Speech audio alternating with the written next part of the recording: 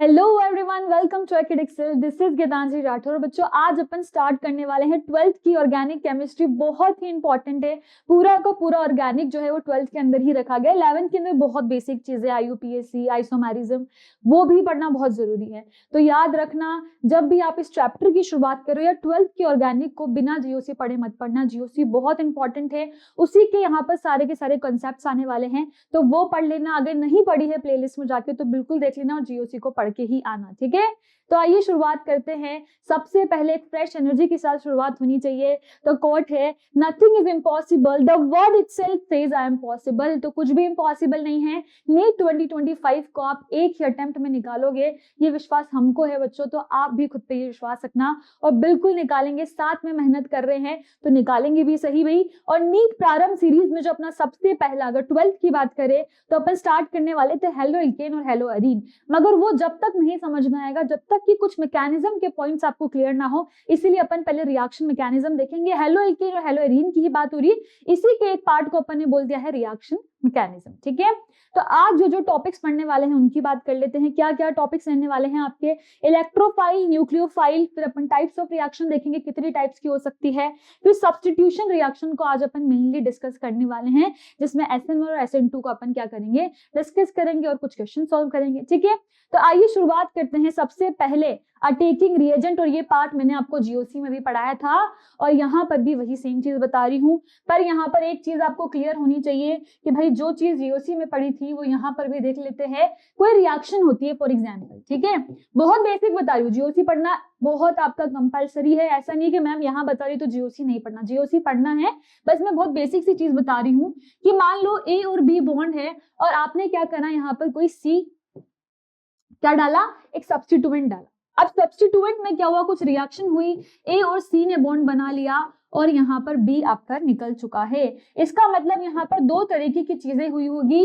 एक तो bond breaking हुआ है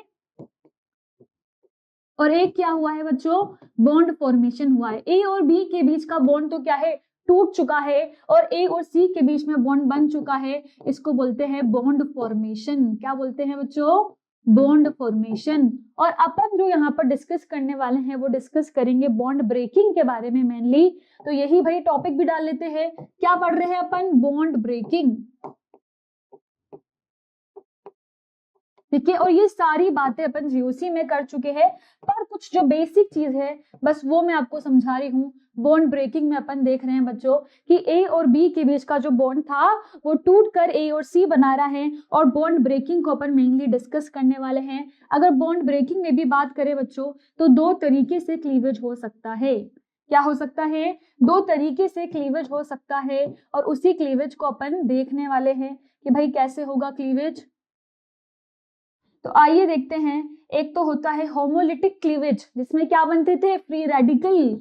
होमोलिटिक क्लीवेज, होमोलिटिक का मतलब क्या होता है बच्चों कि जो इसके बॉन्ड है, ए और बी के बीच में जो बॉन्ड है उसमें से जो एक, मान लो इसमें क्या है, एक इलेक्ट्रॉन ए का है और एक इलेक्ट्रॉन बी का है, ऐसा ही होता है। कोवेलेंट बॉन्ड अपन ने केमिकल बॉन्डिंग पढ़ ली है। कोवेलेंट बॉन्ड कैसे बनता है, शेयरिंग ऑफ इलेक्ट्रॉन से। एक ए का होगा, एक इलेक्ट्रॉन बी का होगा। ए ने बोला ला मेरा इलेक्ट्रॉन मुझे दे दे, बी ने बोला मेरा इलेक्ट्रॉन मुझे दे दे। दोनों ने अपने अपने इलेक्ट्रॉन लेकर क्या कर दिया, बॉन्ड को तोड़ दिया। बॉन्ड बनाया था, मर्जी से बना था, शेयरिंग हुई थी, और बॉन्ड टूटा, मर्जी से हुआ है, दोनों ने अपने अपने इलेक्ट्रॉन्स को ले लिया। अब यहाँ पर क्या हुआ है बच्चों, होमोलिटिक क्लीवेज। होमोलिटिक क्लीवेज का मतलब क्या है, जहां पर दोनों ने अपने अपने बॉन्ड ले लिए है, इक्वल शेयरिंग हुई है इलेक्ट्रॉन की। और हेट्रोलिटिक क्या होता है भाई, हेट्रोलिटिक में इक्वल शेयरिंग नहीं होगी। यहाँ पर जो एक है वो थोड़ा ज्यादा चालाक होगा, और हेट्रोलिटिक क्लीवेज में क्या होता है, अनइक्वल शेयरिंग होती है इलेक्ट्रॉन की। इलेक्ट्रॉन दोनों के थे, वही बॉन्ड है, वही चीज है सेम, कि एक जो इलेक्ट्रॉन था वो ए का था, एक इलेक्ट्रॉन बी का था, मगर यहाँ पर एक जना ज्यादा चालाक निकलता है और दोनों ही इलेक्ट्रॉन्स को ले लेता है और ए को कुछ नहीं देता। मगर इसके लिए कंडीशन होनी चाहिए कि जो इलेक्ट्रोनेगेटिविटी है बी की वो ए से ज्यादा होनी चाहिए। इलेक्ट्रोनेगेटिविटी आपने पढ़ा है, tendency to attract shared pair of electron. तो ये बी अपने पास सारे क्या कर लेता है, इलेक्ट्रॉन्स को ले लेता है, और यहाँ पर बी पे आ जाता है माइनस और इस पे आ जाता है प्लस चार्ज। और यहाँ पर जो फॉर्म होते हैं उन्हें बोलते हैं कैटायन और अनायन, और यहाँ जो फॉर्म होते हैं उन पे ऐसे कोई भी आपका जो सब्सटेंस बनेगा उस पे ऐसे रेडिकल लिखा होगा, A radical plus B radical, और इसको क्या बोलते हो बच्चों, इसी को बोलते हो free radical. A radical B radical और क्या बोल दोगे, फ्री रेडिकल। ठीक है, ये दोनों फ्री हो चुके हैं इसलिए इनका नाम है फ्री रेडिकल। एक पे आ चुका है पॉजिटिव और एक पे आ चुका है नेगेटिव चार्ज, और पॉजिटिव को आपको पता है क्या बोलते हैं, केटायन, और नेगेटिव को क्या बोलते हैं बच्चों, एनायन। तो ये फॉर्म हो चुके हैं आपके केटायन और एनायन। ठीक है, तो ये बेसिक सी बात अपन ने जीओसी के अंदर करी थी जो मैंने आपको दोबारा समझा दी। अब यहाँ पर क्या होता है, ये जो केटायंस होते हैं इनसे कार्बोकेटायन बनता है, कार्बनायन बनता है अगर कार्बन की रिस्पेक्ट में बात हो रही है, और अगर यहाँ पर कार्बन रख दोगे तो उसको बोल दोगे कार्बन फ्री रेडिकल, जिसकी सारी प्रॉपर्टीज अपन ने डिस्कस कर ली थी, सिर्फ मुझे बॉन्ड ब्रेकिंग, होमोलिटिक और हेट्रोलिटिक समझाना था। अब बात करते हैं अपन अटैकिंग, अब किसकी बात करते हैं, अटैकिंग रिएजेंट की। अटैकिंग रिएजेंट क्या होते हैं बच्चों, ये भी क्या होते हैं, दो तरीके से होते हैं। जैसे पॉजिटिव और नेगेटिव फॉर्म हो रहा है ना, तो जो इलेक्ट्रॉन डेफिशिएंट होगा उसको बोलते हैं इलेक्ट्रोफाइल। जब भी कोई रिएजेंट क्या होता है, जब किसी रिएक्शन को करवाना हो तो आप जैसे मान लो ये ए और बी है, ठीक है, इस रिएक्शन में इस बॉन्ड को मुझे क्लीव करवाना है और सी यहाँ पर फॉर्म करना है, एसी फॉर्म करना है, तो मैं जो यहाँ पर सी डाल रही हूं तो सी के क्या है, ये सी एक अटैकिंग रिएजेंट होगा।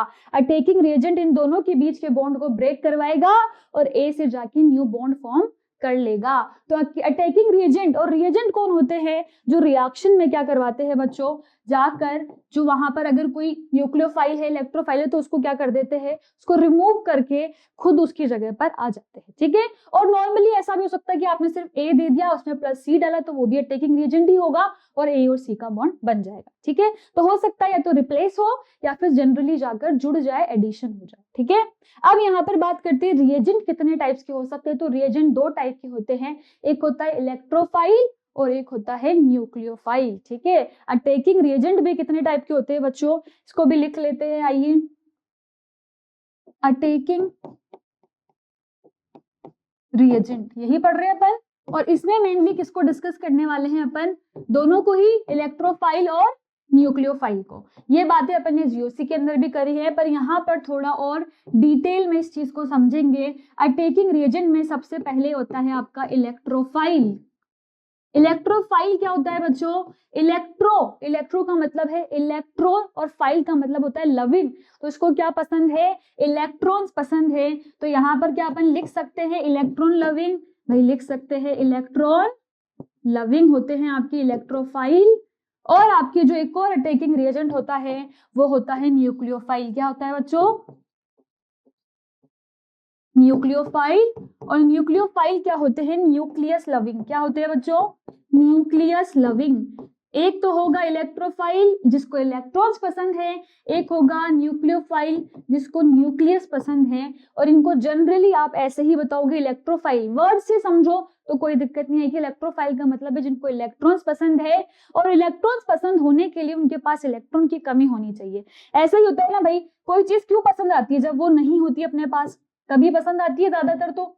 ठीक है, तो यहाँ पर इसके पास क्या है, इलेक्ट्रॉन्स नहीं है, इसका मतलब ये जो स्पीशीज हो जाएंगी, ऐसी स्पीशीज हो जाएंगी इलेक्ट्रॉन डेफिशिएंट स्पीशीज। क्या बोल सकते हैं, बिल्कुल भाई, इलेक्ट्रॉन पसंद है मतलब ये इलेक्ट्रॉन डेफिशिएंट स्पीशीज होगी, जब तो इलेक्ट्रॉन पसंद आ रहे हैं। और न्यूक्लियोफाइल के लिए क्या हो जाएगा, ये ऐसी स्पीशीज होगी जिनको इलेक्ट्रॉन्स जिनके पास होंगे, तो इनको इलेक्ट्रॉन की जरूरत नहीं है, इसलिए ये न्यूक्लियस लविंग है। तो ये स्पीशीज क्या हो जाएगी बच्चों, इलेक्ट्रॉन रिच स्पीशीज, इनके पास इलेक्ट्रॉन की कोई कमी नहीं है और ये स्पीशीज हो जाएगी इलेक्ट्रॉन रिच स्पीशीज। तो इतना सा बेसिक आइडिया आपको होना चाहिए था कि अटैकिंग रिएजेंट, क्योंकि मैं जीओसी में पढ़ा चुकी हूँ, दो तरीके से होते हैं, इलेक्ट्रोफाइल, न्यूक्लियोफाइल। इलेक्ट्रोफाइल का मतलब है इलेक्ट्रॉन लविंग, न्यूक्लियोफाइल का मतलब है न्यूक्लियस लविंग। और न्यूक्लियस लविंग है मतलब कि इलेक्ट्रॉन्स तो है इनके पास, तो ये इलेक्ट्रॉन रिच हो जाएंगे, और इलेक्ट्रोफाइल्स क्या हो जाएंगे, इलेक्ट्रॉन डेफिशिएंट हो जाएंगे। तो बच्चों आइए अब बात करते हैं इलेक्ट्रोफाइल्स के बारे में। ठीक है, अटैकिंग रिएजेंट में भी अपन किसको मेनली डिस्कस कर रहे हैं यहाँ पर, इलेक्ट्रोफाइल को। ठीक है, इलेक्ट्रोफाइल्स वही मैंने बताया इलेक्ट्रॉन लविंग होते हैं। The reagent which attacks on the negative part of the molecule और loves electrons are called electrophile. एक बात बताओ, इलेक्ट्रोफाइल है मतलब पॉजिटिव होगा, तो किसके पास जाना चाहेंगे? जिसके पास इलेक्ट्रॉन्स है। इलेक्ट्रॉन्स वाली स्पीशीज कौन सी होगी भाई, बताने की जरूरत है क्या? ऐसी स्पीशीज जिसपे नेगेटिव चार्ज होगा। कैसी स्पीशीज? जिसपे नेगेटिव चार्ज होगा। ये पॉजिटिव चाहेगा कि मैं इससे इलेक्ट्रॉन्स ले लूं, तो ध्यान रखना इलेक्ट्रोफाइल कहाँ जाएंगे भाई, यही लिख रखा है, electrophile will attack on negative charge. जिस पे नेगेटिव पार्ट होगा वहां पर ये अटैक करेंगे, उस मॉलिक्यूल पर अटैक करेंगे जिसके पास नेगेटिव चार्ज होगा। तो ये चीज ध्यान रखना, इलेक्ट्रोफाइल इलेक्ट्रोडेफिशिएंट होती है और अटैक कहाँ करती है? जहां पर नेगेटिव चार्ज होगा। ठीक है, तो आइए बच्चों अब पढ़ते हैं टाइप्स ऑफ इलेक्ट्रोफाइल की। इलेक्ट्रोफाइल बहुत टाइप के हो सकते हैं, पॉजिटिव हो सकते हैं जिनके पास क्या है, इनकम्प्लीट ऑक्टेड है, तो वो साफ साफ पॉजिटिव चार्ज कैरी कर रहे हैं। फिर ऐसे भी हो सकते हैं जो न्यूट्रल हो सकते हैं, उनके पास भी इनकम्प्लीट ऑक्टेड है, और ऐसे भी हो सकते हैं जिनके पास कंप्लीट ऑक्टेड है फिर भी वो इलेक्ट्रोफाइल है, क्योंकि वो क्या करेंगे, at the time of interaction, जब इंटरेक्शन होने वाला होगा तब वैकेंट हो जाएंगे। ठीक है, तो याद रखना इलेक्ट्रोफाइल पॉजिटिवली चार्ज कौन से होंगे भाई, पॉजिटिव चार्ज इलेक्ट्रोफाइल्स वो हो जाएंगे इलेक्ट्रोफाइल जिनके पास पॉजिटिव चार्ज है, इलेक्ट्रोफाइल्स हैविंग पॉजिटिव चार्ज। अब एक बात बताओ, पॉजिटिव चार्ज का मतलब एक चीज तो बहुत क्लियर है कि इनकी जो ऑक्टेड होगी वो कंप्लीट नहीं होगी, इसीलिए ऑक्टेड कंप्लीट करने के लिए क्या है, इलेक्ट्रॉन लविंग बने हैं, इनको इलेक्ट्रॉन्स पसंद आए हैं, तो यहां पर लिख सकते हो इनकम्प्लीट ऑक्टेड। क्या लिख सकते हो, इनकम्प्लीट ऑक्टेड। और आप ये भी लिख सकते हो ऐसे इलेक्ट्रोफाइल के होते हैं जिनके पास वेकेंट ऑर्बिटल्स होती है, तो ये चीज भी लिख सकते हो हैविंग वेकेंट ऑर्बिटल्स। ठीक है, हैविंग वेकेंट ऑर्बिटल्स, ये चीज भी इलेक्ट्रोफाइल्स के लिए आप लिख सकते हो। अब इनके एग्जाम्पल्स देख लेते हैं, एग्जाम्पल्स कौन कौन से हैं, H प्लस, SO3H प्लस, मतलब सबके ऊपर पॉजिटिव हैं, वो सारे क्या हो गए, पॉजिटिव इलेक्ट्रोफाइल। अब यहाँ पर H प्लस है तो क्यों ना इसके आइसोटॉप भी ले ले, T प्लस ले लो, D प्लस ले लो, फिर X प्लस लिख रखा है तो उसको F plus, Cl plus, Br plus, I plus, ये सारे के सारे क्या होते हैं आपके बच्चों, इलेक्ट्रोफाइल होते हैं। फिर ये R प्लस भी इलेक्ट्रोफाइल है, RC double bond O plus भी इलेक्ट्रोफाइल है, तो ये सारी चीजें ध्यान रखनी है। अब इसी के अंदर बच्चों आपके आते हैं न्यूट्रल इलेक्ट्रोफाइल, और कैसे आते हैं, न्यूट्रल का मतलब क्या है, electrophile having no charge, electrophile having no charge, इनके पास कोई चार्ज नहीं होगा, न्यूट्रल होंगे, पर आपको क्या है, चार्ज में तो बहुत इजीली पहचान लोगे, प्लस है मैम, इलेक्ट्रोफाइल है, चार्ज नहीं है, तब ज्यादा याद रखने की जरूरत है क्योंकि वहां पर दिक्कत आएगी, तो इस चीज को ध्यान रखना। इसमें सबसे पहले आ जाएंगे आपके लुईस एसिड, क्या आ जाएंगे, जो सारे के सारे लुईस एसिड होते हैं ना, AlCl3b, जो आपकी B2H6 होता है, FeCl3 होते हैं, ये सारे के सारे क्या है, लुईस एसिड। लुईस एसिड पढ़ते हो बच्चों आप, लुईस एसिड बेस्ड थ्योरी जब पढ़ते हो, लुईस एसिड क्या होते हैं, जो इलेक्ट्रॉन को एक्सेप्ट करते हैं, और ये सब वही तो है भाई, इलेक्ट्रॉन को एक्सेप्ट करना चाहते हैं, इलेक्ट्रॉन लविंग होंगे, और क्या बोल दोगे, इलेक्ट्रोफाइल होंगे। तो जितने भी लुईस एसिड है वो सारे के सारे क्या है, इलेक्ट्रोफाइल। अगर कोई स्टेटमेंट क्वेश्चन आ जाए और पूछ ले लुईस एसिड के बारे में तो क्या बता पाओगे, बिल्कुल सही भाई, बता दोगे, क्लियर हो चुका है। अब जितने भी फ्री रेडिकल्स होते हैं, कार्बीन्स, नाइट्रीन्स, क्या है ये, जल्दी से कमेंट करके बता देना अगर पता है, क्योंकि मैंने जीओसी में बताया था, ये सारे के सारे क्या है, इंटरमीडिएट है। क्या है बच्चों, इंटरमीडिएट्स। ये फ्री रेडिकल भी रिएक्शन के बीच में बनेगा, इंटरमीडिएट है। कार्बीन भी यहाँ पर रिएक्शन कोई करवाते हो तो बीच में इंटरमीडिएट्स बनते हैं, वो है, और नाइट्रीन भी आपका क्या है, इंटरमीडिएट ही है। तो यहाँ पर ये जो इंटरमीडिएट है उन्हीं के बारे में बता रहा है। और ये कौन कौन से इंटरमीडिएट है, फ्री रेडिकल, तो फ्री रेडिकल में इस पे ये रेडिकल लग गया, H रेडिकल हो गया, R रेडिकल हो गया, फिर आपके कार्बीन हो गया, और फिर नाइट्रीन हो गया, ये सारे के सारे क्या है, इंक्लूडेड है किसमें, इलेक्ट्रोफाइल के अंदर। तो क्वेश्चन आ जाए which of the following is electrophile, और आपको ये दो तीन चीजें दे दे, एक बार लुईस एसिड दे दिया, एक बार फ्री रेडिकल कार्बीन नाइट्रीन दे दिया, तो सब पता होने चाहिए सारे के सारे क्या है, इलेक्ट्रोफाइल। ठीक है, अब नेक्स्ट आते हैं बच्चों compounds having polar pi bond. Polar pi bond वाले भी आएंगे और यहाँ पर पोलर मतलब जिनमें सिग्मा बॉन्ड पोलराइजेशन होगा वो भी आएंगे। ठीक है, तो polar compound having polar pi bond में कौन कौन से कंपाउंड होंगे बच्चों, जैसे CO2 हो गया आपका, C डबल बॉन्ड O क्या होगा, ऑक्सीजन क्या है, इलेक्ट्रोनेगेटिव है, इलेक्ट्रॉन डेंसिटी को खींच रहा होगा, खुद के पास तो पार्शियल नेगेटिव आ गया, इसके पास पार्शियल पॉजिटिव आ गया, इसका मतलब क्या बोल दोगे, ये एक इलेक्ट्रोफाइल है। ऐसे ही SO3 हो जाएगा।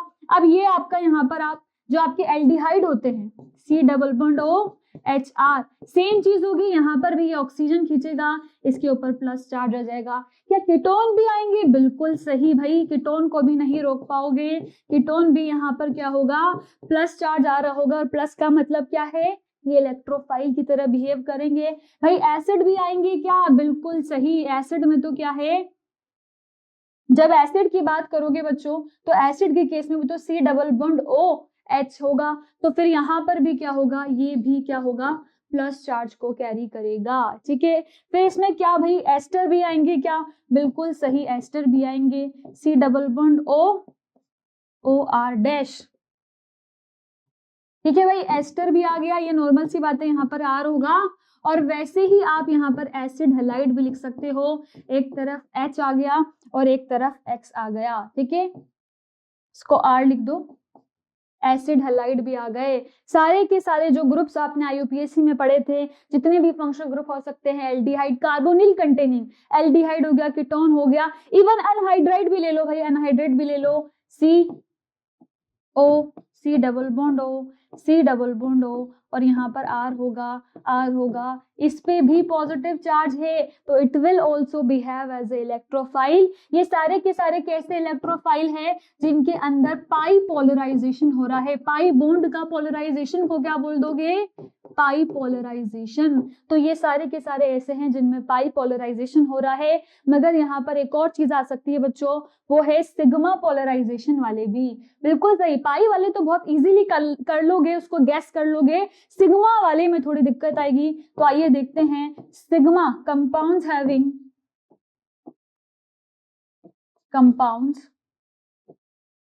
सिग्मा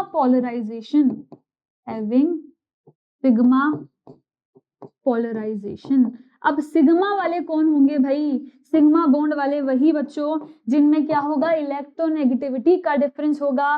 फॉर एग्जांपल आप देख लो, जैसे ICl हो गया, BrCl हो गया, क्या होगा, अब यहाँ पर Cl ज्यादा इलेक्ट्रोनेगेटिव है, इसके ऊपर क्या होगा, माइनस होगा, और ये यहाँ पर प्लस चार्ज क्या कर रही होगी, इंड्यूस कर रही होगी, यहाँ पर भी प्लस होगा। ऐसे ही बच्चों और केस आ जाते हैं आपके ClOH, क्या हो रहा है, इलेक्ट्रोनेगेटिविटी ऑक्सीजन की ज्यादा है, इस पे पॉजिटिव आ रहा होगा, ये भी एक इलेक्ट्रोफाइल की तरह बिहेव करेगा। एक बहुत ही फेमस आपका रिएजेंट होता है NOCl, क्या बोलते हैं इसको, NOCl, और इसका नाम है बच्चों, इसको याद रखना, अपन बाद में यूज करने वाले हैं, टिल्डन रिएजेंट, क्या बोलते हैं इसको, टिल्डन रिएजेंट। और ये जो रिएजेंट है आपका इंपॉर्टेंट रिएजेंट है, इसमें भी यही होता है, इस जो नाइट्रोजन होता है इस पे पॉजिटिव चार्ज आ जाता है, NOCl यूज करेंगे। याद रखना पॉजिटिव चार्ज कौन कैरी कर रहा है, यहाँ पर नाइट्रोजन कैरी कर रहा है। ठीक है, तो इस तरीके से ये सारे आपके कौन से वाले हो जाते हैं बच्चों, जिनमें सिग्मा बॉन्ड पोलराइजेशन हो रहा है। कौन से कंपाउंड्स हो गए जिनमें सिग्मा बॉन्ड पोलराइजेशन हो रहा है। ठीक है, तो आइए बच्चों अब बात करते हैं जो अपना second type of attacking reagent है, दैट इज न्यूक्लियोफाइल। न्यूक्लियोफाइल की जब बात होगी भाई, न्यूक्लियोफाइल का मतलब क्या है, मैंने बताया था न्यूक्लियस लविंग, क्या बोलते हैं इसको, न्यूक्लियस लविंग, ये रहा न्यूक्लियस लविंग। और एक ऐसी स्पीशीज होती है विच attack on the positive side, क्योंकि इनके पास क्या है, नेगेटिव चार्ज है, इसको आप ऐसे डिनोट करोगे NU और माइनस होगा। तो न्यूक्लियोफाइल के पास क्या होगा, नेगेटिव चार्ज, इनके पास इलेक्ट्रॉन्स भर के होंगे, तो ये ऐसी स्पीशीज है जो पॉजिटिव साइड पे अटैक करेगी। बिल्कुल सही है, न्यूक्लियोफाइल है तो ऐसे के पास जाना चाहिए कि जिसके पास इलेक्ट्रॉन कम हो, न्यूक्लियस के साथ में क्या करेगी, लविंग होगी, न्यूक्लियस पे अटैक करेगी। न्यूक्लियोफाइल्स में भी नेगेटिवली चार्ज और possess lone pair। This is very important point बच्चों। जैसे वहां पर इलेक्ट्रोफाइल के केस में अपन ने पढ़ा था कि वेकेंट ऑर्बिटल होता है, यहाँ पर अपन क्या पढ़ते हैं, जो न्यूक्लियोफाइल होते हैं उनके पास लोन पेयर होता है। तो याद रखना इलेक्ट्रोफाइल्स वो होते हैं जिनके पास वेकेंट ऑर्बिटल होगा या फिर वो वेकेंट कर लेंगे during the time of interaction, और न्यूक्लियोफाइल ऐसे मॉलिक्यूल्स या आयन्स होंगे जिनके पास क्या होगा, लोन पेयर होगा। ठीक है, तो यही चीज इंपॉर्टेंट है। इसमें भी यहाँ पर टाइप्स आ जाते हैं और टाइप्स में फर्स्ट सबसे पहला है नेगेटिवली चार्ज। क्या मुझे बताने की जरूरत है क्या होंगे, न्यूक्लियस नहीं, न्यूक्लियोफाइल्स हैविंग नेगेटिव चार्ज। ऐसे न्यूक्लियोफाइल जो साफ साफ बता रहे हैं, खुलेआम बता रहे हैं कि हम न्यूक्लियोफाइल है, और क्या होगा, इनके पास नेगेटिव चार्ज होगा। और एक और इंपॉर्टेंट चीज मैंने बताई है, क्या बताई है, हैविंग लोन पेयर होगा भाई। और याद रखना जब जब ऐसे अगर आप इनऑर्गेनिक में देखो तो बहुत सारों के पास लोन पेयर होता है, पर जब जब ऑर्गेनिक में बात होगी तो दो ही चीजों की बात होगी, एक तो नाइट्रोजन उसके पास लोन पेयर होगा और एक ऑक्सीजन उसके पास लोन पेयर होगा। इन दोनों की ही मेनली बात होगी। ठीक है, यहाँ पर क्या होते हैं, दो लोन पेयर होते हैं और यहाँ पर नाइट्रोजन पे भी लोन पेयर होते हैं। तो इन दोनों को ध्यान रख लेना कि जब भी बात होगी लोन पेयर वाले की, उनमें नाइट्रोजन और ऑक्सीजन मिलेंगे। तो ये देख लो भाई, अब याद करने की भी जरूरत नहीं, नाइट्रोजन ऑक्सीजन वाले सारे के सारे क्या हो जाएंगे, न्यूक्लियोफाइल। ठीक है, अब यहाँ पर देखो जैसे आ गया H माइनस आ गया तो क्या T माइनस भी आ जाएगा, बिल्कुल सही, D माइनस भी आ जाएगा, बिल्कुल सही, आइसोटोपी तो है उसके। फिर यहाँ पर OH माइनस आ गया, OR माइनस, देखो मैंने बताया था माइनस वाले आ गए OH, OR minus, CN minus आ गया, X माइनस में आपके F minus, Cl minus, Br minus, I minus, सबके सब आ चुके हैं भाई। यहाँ पर फिर आ गया आपका RC double bond O minus लग रहा है, जब उसमें से एक H हट जाएगा तो वो एज न्यूक्लियोफाइल बिहेव करने लग जाएगा। नाइट्रोजन के लिए मैंने बताया था, और एक सल्फर भी कभी कभी यूज होगा, तो याद रखना सल्फर, ऑक्सीजन और नाइट्रोजन। तो NH2 माइनस आ गया और SH माइनस आ गया। अब ऐसी न्यूक्लियोफाइल जो क्या है, वहां पर लुईस एसिड था तो लुईस बेस भी बोलेंगे हमको भी कुछ कुछ दे दो भाई, हमको भी न्यूक्लियोफाइल की उपाधि दे दो। तो बिल्कुल सही, इसमें क्या आ जाएंगे, सारे के सारे आपके लुईस बेस भी क्या हो जाएंगे, जिनके पास लुईस बेस है, मतलब क्या होते हैं, इलेक्ट्रॉन को डोनेट कर सकते हैं। आपको पता है बच्चों लुईस बेस क्या होते हैं, इलेक्ट्रॉन डोनर होते हैं। ठीक है, अब इलेक्ट्रॉन डोनर का मतलब है उनके पास लोन पेयर होंगे, और लोन पेयर है तो कैसे बिहेव करने लग जाएंगे, एज न्यूक्लियोफाइल। तो ये सारे के सारे क्या हो जाते हैं बच्चों, न्यूक्लियोफाइल। H2O हो गया आपका, ROH हो गया, ROR हो गया, ईथर हो गया, ये अल्कोहल हो गया, इसमें भी सारे फंक्शनल ग्रुप आ रहे हैं, देख लो। ये आपका क्या हो गया, अमोनिया हो गया, ये आपका सेकेंडरी, टर्शरी, सारे के सारे जो आपके नाइट्रोजन कंटेनिंग ग्रुप्स होते हैं, सारे के सारे क्या होते हैं, न्यूक्लियोफाइल। तो वहां पर सारे कार्बोनिल वाले आ गए थे, यहाँ पर अल्कोहल, ईथर और नाइट्रोजन कंटेनिंग जो फंक्शनल ग्रुप है वो आ गए। तो ट्रिक भी मिल गई, जब भी कोई फंक्शनल ग्रुप के रिगार्डिंग पूछे तो कार्बोनिल कंटेनिंग वाले सारे किस में आ जाएंगे, इलेक्ट्रोफाइल में, क्योंकि वो एट द टाइम ऑफ जब आप रिएक्शन कराओगे तब वो उस टाइम पे वेकेंट हो जाते हैं। और यहाँ पर सारे आपके कौन से आ जाएंगे, नाइट्रोजन कंटेनिंग और अल्कोहल और ईथर और H2O। अब आ जाएगा पाई इलेक्ट्रॉन डोनर, तो क्या करेंगे, जैसे वहां पर था पाई पोलराइजेशन, वैसे ही पाई इलेक्ट्रॉन डोनर में क्या हो जाएंगे आपके एल्कीन। याद रखना बच्चों, एल्कीन एल्काइन को किस में कंसिडर करते हैं, न्यूक्लियोफाइल में, क्योंकि जब जब अपन ने हाइड्रोकार्बन पढ़ रखा है, जब अपन हाइड्रोकार्बन की रिएक्शन पढ़ रहे थे, मैंने आपको बताया था कि एल्कीन कैसे बिहेव करेगा एज न्यूक्लियोफाइल, इसके पास इलेक्ट्रॉन डेंसिटी होती है, इसलिए न्यूक्लियोफाइल की तरह बिहेव करता है। यहाँ पर क्या आ गया, बेंजीन। क्या बेंजीन तक ही रुक जाएंगे, नहीं भाई, फिनोल भी आ सकता है, बिल्कुल सही, फिनोल भी इंक्लूड कर सकते हो। और फिनोल के साथ में आप यहाँ पर क्या कर सकते हो बच्चों, नाइट्रोजन कंटेनिंग जो ग्रुप्स होते हैं उनको भी इंक्लूड कर सकते हो। अब ये जो सारे आपको दिख रहे हैं ना, RMGX, ये सब क्या आ गया, तो ये सब H माइनस के ही सोर्स है। ये जो सारे हैं LiH4, NaBH4, ये बच्चों H माइनस देते हैं, और H माइनस अभी पड़ा है न्यूक्लियोफाइल के अंदर आता है, तो ये H माइनस आ गया, और ये आपको देगा CH3 माइनस, और इसको आप R लिख रखा है तो R माइनस देख लो, तो R माइनस भी अपन ने देखा है न्यूक्लियोफाइल के अंदर आ गया। तो ये सारे भी क्या हो गए, न्यूक्लियोफिलिक रिएजेंट हो गए, RMGX, जो कि क्या होता है आपका ग्रिगनार्ड रिएजेंट। LiAlH4 को क्या बोलते हैं, लिथियम एल्यूमिनियम हाइड्राइड, और ये सोडियम बोरोहाइड्राइड, ये सारे के सारे क्या है, न्यूक्लियोफाइल की तरह बिहेव करते हैं, याद रखना। अब पढ़ते हैं कुछ इंपॉर्टेंट नोट पॉइंट। भाई इतनी चीजें तो पढ़ ली, मगर अभी भी कुछ चीजें हैं जिनसे क्वेश्चन दे देगा, तो उनको पढ़ लेते हैं। नोट,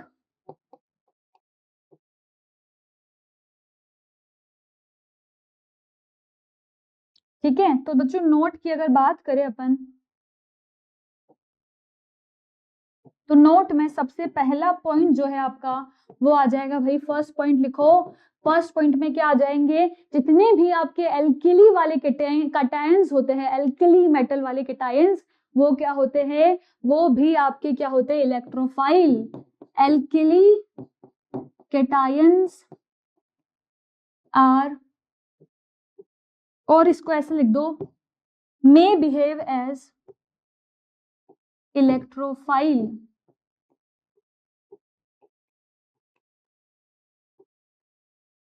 मतलब कौन कौन आ गए इसमें, इसमें आ गए बच्चों आपके Na+, K+। तो कभी भी Na+, K+ दे दे और पूछ ले क्या एक इलेक्ट्रोफाइल है, नहीं भाई उसको कट मत करके आ जाना, इलेक्ट्रोफाइल है, बिल्कुल है, ठीक है। फिर आपके सेकंड पे लिखो, जो ट्रांजिशन मेटल्स होती है बच्चों, ट्रांजिशन मेटल कैटायंस जो होते हैं, ट्रांजिशन मेटल कैटायंस में बिहेव एज इलेक्ट्रोफाइल। बिल्कुल भाई, ये भी इलेक्ट्रोफाइल की तरह बिहेव करेंगे, और इसमें कौन कौन इंक्लूडेड है वो भी मैं बता देती हूँ। एक तो हो गया आपका सिल्वर Ag+, और मरकरी। अगर बच्चों आपने अच्छे से हाइड्रोकार्बन पढ़ा है तो अपन ने मरकरी के भी बहुत सारी रिएक्शंस पढ़ी थी, याद हो तो, ऑक्सीमर्क्यूरेशन, डीमर्क्यूरेशन, एक दो रिएक्शन ऐसी थी जिसमें मरकरी को यूज किया था, तो वो Ag+, Hg+। तो देख लिया भाई रिएक्शन में, यहाँ पर भी ये क्या होते हैं, एज इलेक्ट्रोफाइल बिहेव कर सकते हैं। तो इसीलिए ये चीजें याद रखनी है, क्योंकि जैसे ये चीज आ जाएगी आप सोचोगे नहीं ये तो मैम ने नहीं बताया था, और वही क्वेश्चन गलत। तो इन चीजों को ध्यान रखने ना, सारे कैटायंस भी आ सकते हैं एल्किली वाले, और आपके ट्रांजिशन मेटल कैटायंस भी आ सकते हैं। नेक्स्ट पॉइंट बच्चों यहाँ पर होगा, जो आपका थर्ड पॉइंट है, उसमें क्या होगा, थर्ड पॉइंट में बच्चों यहाँ पर आता है, तो बच्चों आपका थर्ड पॉइंट आता है, कैटायंस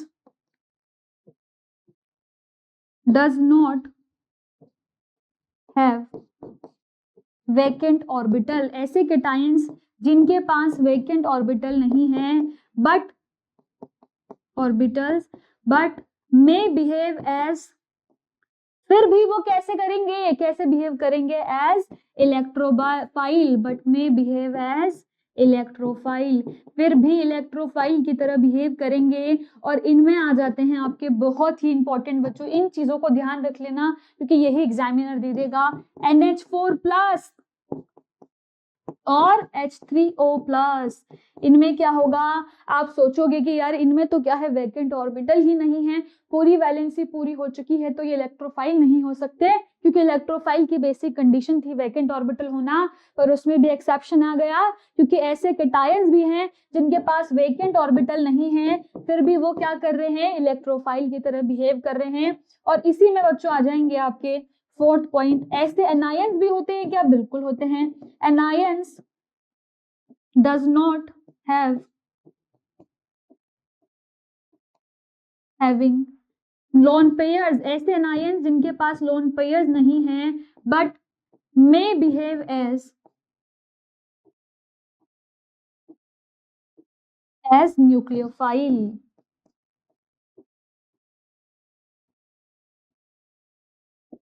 डज नॉट हैव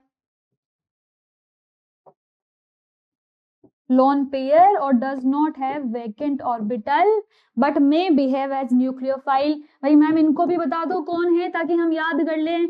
बिल्कुल भाई BH4- और BF4-। ये क्या होते हैं, ऐसे एनायंस हैं जिनके पास क्या है बच्चों, फॉर्मल चार्ज है, और फॉर्मल चार्ज की वजह से ये आपके क्या होंगे, न्यूक्लियोफाइल में और इलेक्ट्रोफाइल में इंक्लूडेड है। तो इस नोट को बच्चों बहुत इंपॉर्टेंट लिख देना भाई, 1 2 3 4 5 स्टार लगा देना, क्योंकि आप इनको नहीं देख कर जाओगे और इसी से क्वेश्चन आ जाएगा, ठीक है।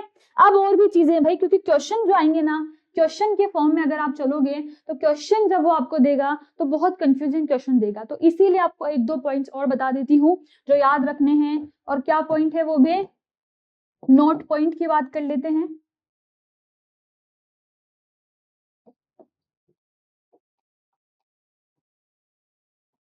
ठीक है, अब इस नोट पॉइंट में क्या आएगा, इसमें अपन क्वेश्चन वाइज चलते हैं, थोड़ा क्वेश्चन के कॉन्सेप्ट से समझते हैं। फॉर एग्जाम्पल आपको यहाँ पर क्वेश्चन दे दिया CH3-, ठीक है, कार्बन के बाद कौन सी फैमिली आती है भाई, नाइट्रोजन, NH2- दे दिया, OH- दे दिया और F- दे दिया, और पूछ लिया बताओ भाई order of nucleophilicity.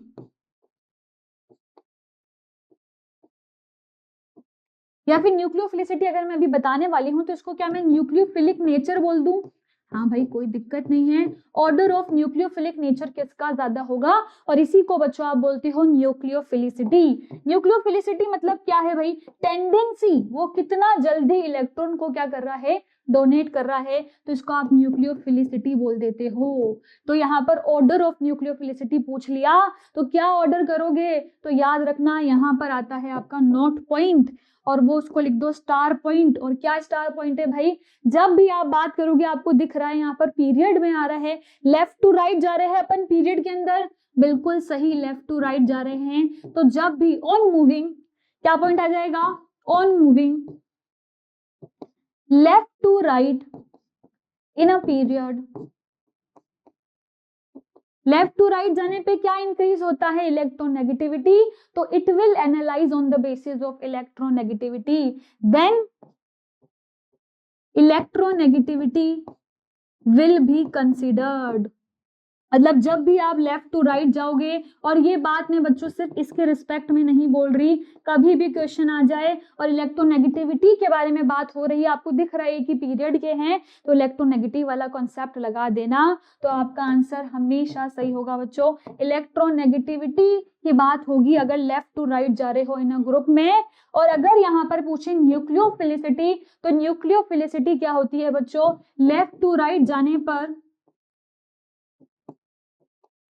Nucleophilicity will decrease. क्या होती है, इसको पूरा ही लिख देते हैं, न्यूक्लियोफिलिसिटी विल डिक्रीज। ठीक है, तो अगर यहाँ पर न्यूक्लियोफाइल के ऑर्डर के बारे में पूछा है तो लेफ्ट टू राइट जाने पे डिक्रीज हो रही है, मतलब CH3-, NH2-, OH- और F-। तो न्यूक्लियोफिलिसिटी का इलेक्ट्रोनेगेटिविटी के टर्म्स में अगर देखा जाए तो F- बहुत ज्यादा इलेक्ट्रोनेगेटिव था, तो वो कम न्यूक्लियोफाइल हो जाएगा। ठीक है, क्योंकि वो अपने इलेक्ट्रॉन्स को जल्दी से डोनेट नहीं करना चाहेगा, हेंस क्या हो जाएगा, लेस, मतलब लेस न्यूक्लियोफिलिक नेचर हो जाएगा उसका। ठीक है, तो इसीलिए अपन ने ये ऑर्डर आपका बना दिया, जिसमें CH3- सबसे ज्यादा अच्छा न्यूक्लियोफाइल है, फिर NH2-, फिर OH- और फिर F-। अब यहाँ पर बच्चों नेक्स्ट पॉइंट की बात कर लेते हैं, नोट के अंदर ही चल रहा है ये सब पॉइंट। अब एक और क्वेश्चन ले लिया, मान लो इस क्वेश्चन में क्या करा, FCl Br I, अब कहाँ जा रहे हो भाई, अब टॉप टू बॉटम जा रहे हो, डाउन द ग्रुप की बात हो रही है। क्या इसमें कोई कंफ्यूजन है, नहीं है ना, एक ही तो ग्रुप के हैं, हेलोजन फैमिली के हैं, पीरियोडिक टेबल में पढ़ा चुकी हूँ, डाउन द ग्रुप की बात हो रही है, तो पॉइंट क्या हो जाएगा भाई, on moving top to bottom in a group,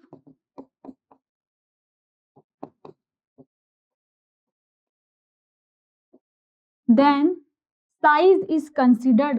top to bottom में क्या होगा भाई, हमेशा साइज को कंसिडर करना, साइज इज कंसिडर्ड। और ये चीजें जब अपन ने कार्बोकटायन कार्बोनायन वो पढ़ रहे थे, तब भी मैंने बताया था कि लेफ्ट टू राइट जाओगे तो इलेक्ट्रोनेगेटिविटी को कंसिडर करना है, टॉप टू बॉटम जाओगे तो किसको कंसिडर करना है, साइज को। तो जो लोग जीओसी पढ़ के आए होंगे या पढ़ी है उन्होंने मेरे से, तो उनको ये प्रॉब्लम नहीं आएगी समझने में। ठीक है, तो अब यहाँ पर बात करते हैं बच्चों, न्यूक्लियोफिलिसिटी का क्या ऑर्डर होगा, जब टॉप टू बॉटम जाओगे तो न्यूक्लियोफिलिसिटी विल इंक्रीज, न्यूक्लियोफिलिक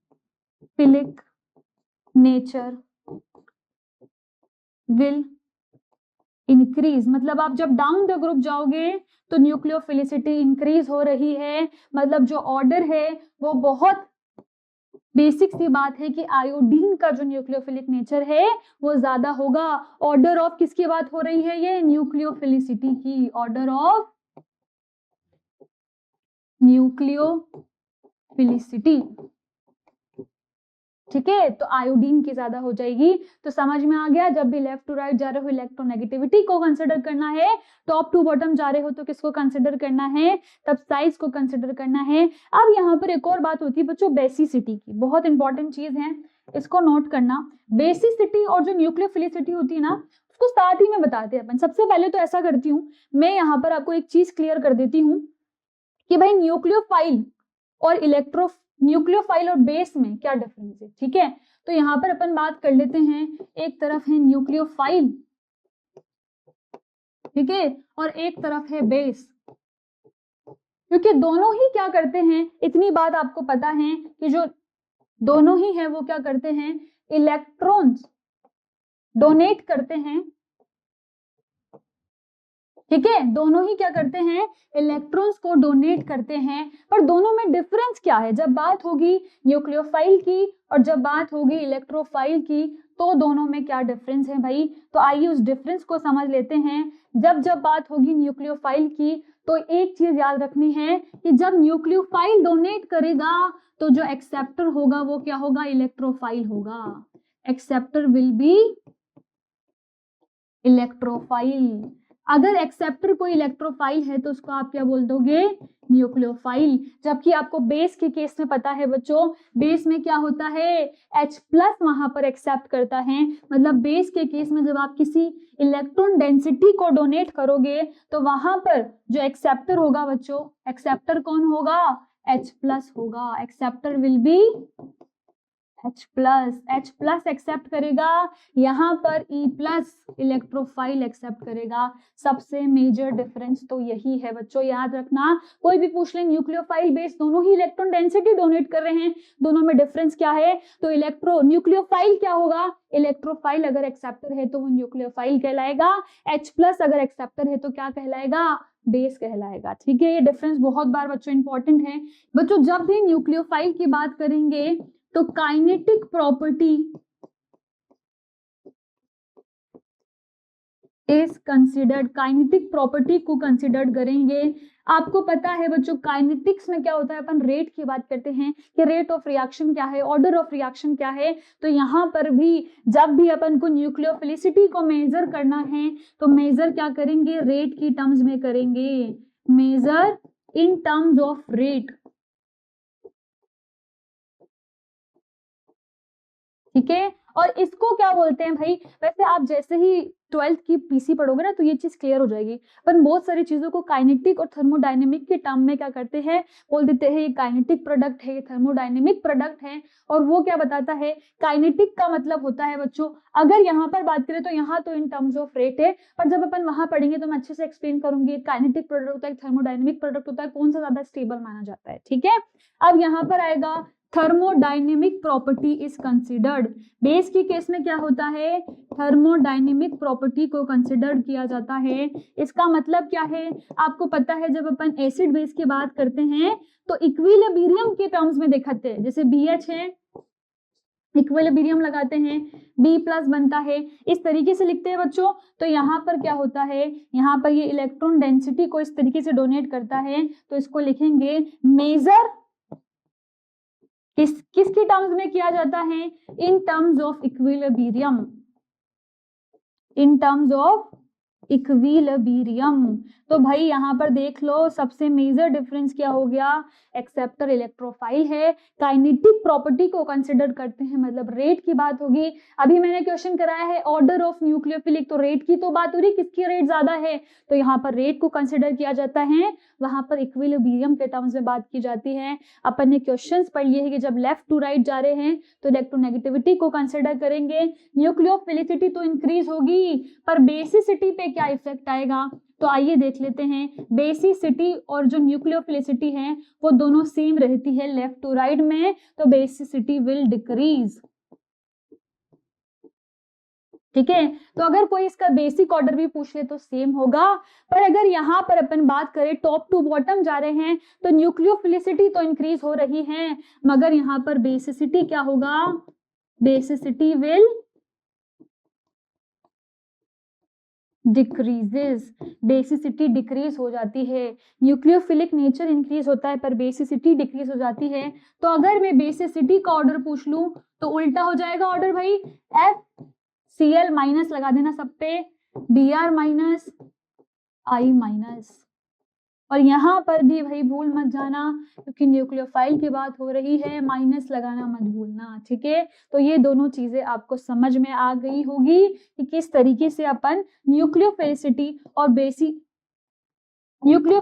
और बेसिसिटी की बात करते हैं। तो दोनों ही चीजें ध्यान रखना कि जब पीरियड में जाओगी तो दोनों पैरेलल होती है, पर जैसे ही डाउन द ग्रुप जाओगी तो एंटी पैरेलल होती है, मतलब ऑपोजिट चलती है। अगर ये बढ़ रहा है तो ये कम हो रहा है, पीरियड में अगर दोनों कम हो रहे हैं तो दोनों लाइन से पैरेलल चलेंगे, ठीक है। तो बच्चों अब बात करते हैं, और भी नोट पॉइंट होते हैं, बिल्कुल सही भाई, नोट पॉइंट यहाँ पर खत्म नहीं हुए हैं। और अगर अपन और नोट पॉइंट की बात करें बच्चों तो यहाँ पर एक और बहुत इंपॉर्टेंट नोट पॉइंट होता है, और वो क्या होता है भाई, अगर नोट पॉइंट की बात करें तो नोट पॉइंट क्या है, जब अपन बात करेंगे ऐसे न्यूक्लियोफाइल की जिनके पास मतलब नेगेटिव चार्ज है और ऐसे न्यूक्लियोफाइल जो न्यूट्रल है, तो दोनों में से किसको ज्यादा प्रायोरिटी मिलेगी। मान लो यहाँ पर मैंने क्वेश्चन दे दिया और क्वेश्चन में बोल दिया, क्या दे दिया, यहाँ पर दे दिया NH2 माइनस, यहाँ पर दे दिया NH3, ठीक है, यहाँ पर दे दिया OH माइनस, यहाँ पर दे दिया H2O, यहाँ पर दे दिया अल्कोहल और यहाँ पर दे दिया OR माइनस। और अब पूछ लिया कि न्यूक्लियोफिलिसिटी का ऑर्डर बताओ, क्या बताना है भाई, यहाँ पर भी सेम चीज ही बतानी है, ऑर्डर ऑफ न्यूक्लियोफिलिसिटी। आप बोलोगे मैम इलेक्ट्रोफिलिसिटी की क्यों बात नहीं हो रही है, न्यूक्लियोफिलिसिटी भाई ज्यादा इंपॉर्टेंट है, पहले ही बता देती हूँ। इलेक्ट्रोफिलिक में अपन ने बात कर ली थी कि टायन्स कौन कौन से हो सकते हैं, न्यूक्लियोफिलिसिटी में जनरली ऐसी चीज आएगी। तो यहाँ पर एक और स्टार पॉइंट करके क्या लिख दोगे, न्यूक्लियोफाइल हैविंग नेगेटिव चार्ज, जिसके पास नेगेटिव चार्ज है will be more nucleophilic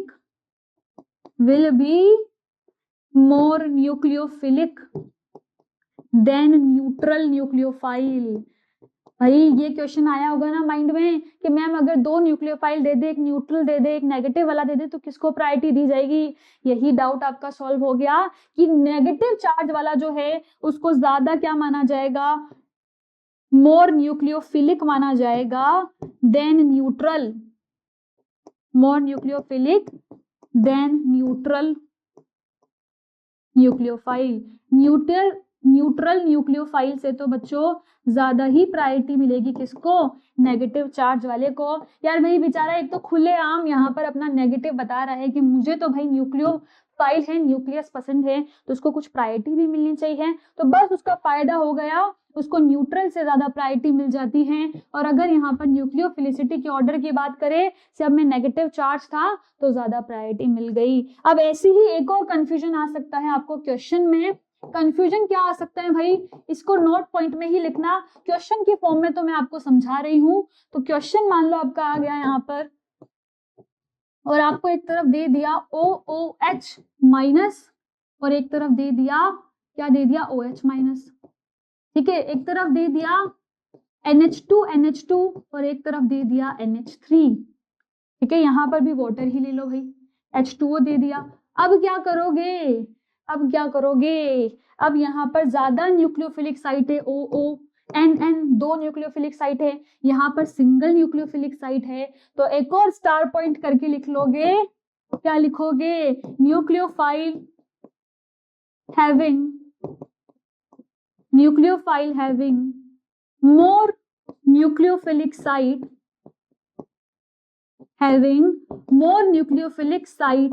will be considered more nucleophilic, ठीक है भाई, जिसके पास ज्यादा न्यूक्लियोफिलिक साइट है वो ज्यादा न्यूक्लियोफिलिक होगी। कुछ तो फायदा होना चाहिए दो दो न्यूक्लियोफाइल को उठा के चलने का, बिल्कुल सही भाई, वही फायदा हो गया। ज्यादा न्यूक्लियोफिलिक साइट थी तो इन दोनों में, इसमें ऑक्सीजन ऑक्सीजन एक ही ऑक्सीजन है, नाइट्रोजन नाइट्रोजन दो नाइट्रोजन है, तो ऑर्डर ऑफ न्यूक्लियोफिलिसिटी में क्या होगा, जिसको ज्यादा न्यूक्लियोफिलिक साइट है उसको ज्यादा प्रायोरिटी मिल जाएगी। ठीक है, तो बच्चों ये चीज समझ में आ गई। मगर एक और पॉइंट आता है कि अगर सॉल्वेंट को चेंज कर दिया जाए तो क्या इफेक्ट देखने को मिलता है न्यूक्लियोफिलिक साइट्स पे और न्यूक्लियोफाइल पे। तो आइए पढ़ते हैं, जब अपन किसकी बात करेंगे बच्चों, सॉल्वेंट के इफेक्ट की, तो क्या डल जाएगा टॉपिक भाई, सॉल्वेंट इफेक्ट, ठीक है, ऑन सब्स्टिट्यूशन रिएक्शन। सब्स्टिट्यूशन में भाई सॉल्वेंट का क्या इफेक्ट है, इसी को अपन पढ़ रहे हैं, सॉल्वेंट का इफेक्ट ऑन सब्स्टिट्यूशन रिएक्शन। ठीक है, क्या इफेक्ट है आइए देखते हैं। अच्छा, सॉल्वेंट कितने तरीके के होते हैं, सबसे पहले तो इंपॉर्टेंट चीज ये है कि सॉल्वेंट कितने तरीके के होते हैं। और एक तरीके से देखा जाए तो न्यूक्लियोफाइल का बनना मतलब कि आपको क्या करना है, पॉजिटिव और नेगेटिव जो है उसको तोड़ना है। तो आइए समझते हैं यहाँ पर पहले तो कि कितने तरीके के आपके सॉल्वेंट हो सकते हैं। तो अगर सॉल्वेंट की बात करेंगे बच्चों, अगर सॉल्वेंट की बात करें तो जो सॉल्वेंट है वो हो सकते हैं आपके तीन तरीके के। ठीक है, कौन कौन से होते हैं, बिल्कुल एग्जाम्पल के साथ बताने वाली हूँ, डरने की कोई बात नहीं भाई। सबसे पहला सॉल्वेंट जो होता है आपका वो होता है नॉन पोलर।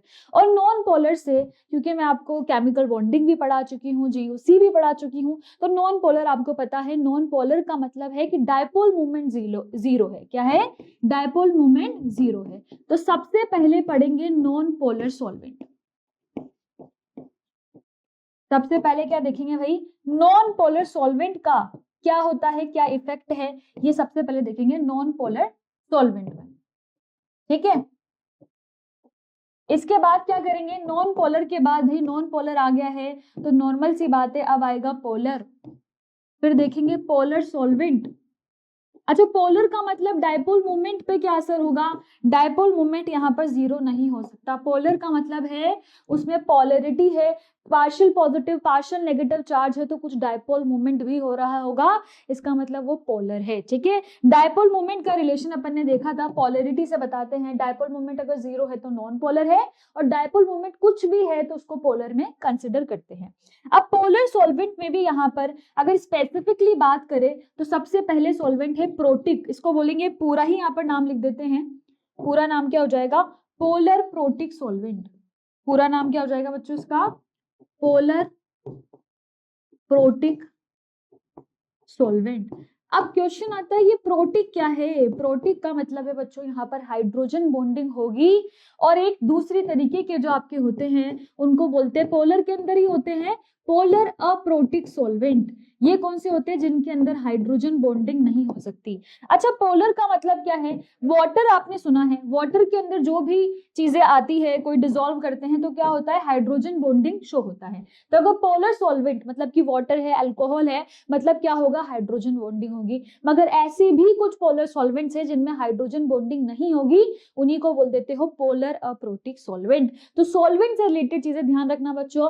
पहले आते हैं non polar solvent. Non polar में कौन से आते हैं, ऐसे सॉल्वेंट जिनके अंदर डायपोल मोमेंट जीरो है, कुछ भी पोलैरिटी नहीं है, कोई प्लस माइनस चार्ज नहीं होंगे। ठीक है, फिर आते हैं पोलर सॉल्वेंट्स। पोलर में आते हैं H2O, अल्कोहल, जिसके अंदर हाइड्रोजन बॉन्डिंग पॉसिबल है, बिल्कुल सही है। वाटर के अंदर आप कुछ चीज डालते हो, हाइड्रोजन बॉन्डिंग पॉसिबल होती है, बिल्कुल सही है। और फिर कुछ ऐसे पोलर सॉल्वेंट्स आते हैं जिनके अंदर हाइड्रोजन बॉन्डिंग नहीं हो सकती, हालांकि वो पोलर है, उनका डायपोल मोमेंट क्या है, जीरो नहीं है। ये चीजें पहले ही लिख लो कि यहाँ पर जो डायपोल मोमेंट है, यहाँ पर नॉन जीरो डायपोल मोमेंट है, यहाँ पर डायपोल मोमेंट नॉन जीरो है, और यहाँ पर डायपोल मोमेंट जीरो है। अब मैं यहाँ पर लिख भी देती हूँ, इसका मतलब है डायपोल मोमेंट। ठीक है, पूरा अपने डिस्कस करा था, डायरेक्शन क्या होती है, सब ये सब चीजें अपन पढ़ चुके हैं, दोबारा मैं नहीं समझाऊंगी। अब अपन किसके रिस्पेक्ट में बात कर रहे हैं, यहाँ पर न्यूक्लियोफाइल के रिस्पेक्ट में और सब्स्टिट्यूशन के रिस्पेक्ट में। तो यहाँ पर अगर आप देखो तो NaCl होगा, क्या होगा बच्चों, यहाँ पर अगर अपन देखें तो NaCl होगा। ठीक है, NaCl होगा, NaBr होगा, NaF होगा, फिर कल बाहर आई आंटी NaI होगा। अब अपन को क्या देखना है, इन तीनों में कितने जल्दी क्या होता है, डिसोसिएशन होता है। डिसोसिएशन का मतलब क्या है बच्चों, ये जो NaF है ये Na+ और F- में कितना जल्दी डिसोशिएट होता है वो इसके सॉल्वेंट पे फर्क पड़ेगा। और इसका कौन डिसाइड करेगा भाई, कौन जल्दी होगा कौन लेट होगा, ये सॉल्वेंट डिसाइड करेगा। अब जिस जिस सॉल्वेंट में डालोगे उसके हिसाब से डिसोसिएशन अफेक्ट होगा। जब भी अपन किसी नॉन पोलर सॉल्वेंट में डाल रहे हैं, नॉन पोलर का मतलब है यहाँ पर किसी तरीके की हाइड्रोजन बॉन्डिंग नहीं है, कोई पोलैरिटी नहीं है, कोई partial positive partial negative charge नहीं है, तो जो यहाँ पर डिसोसिएशन है वो क्या होगा, होगा ही नहीं। इस केस में क्या होगा, नो डिसोसिएशन वाला केस है बच्चों, ये डिसोसिएशन ही नहीं हो पाएगा।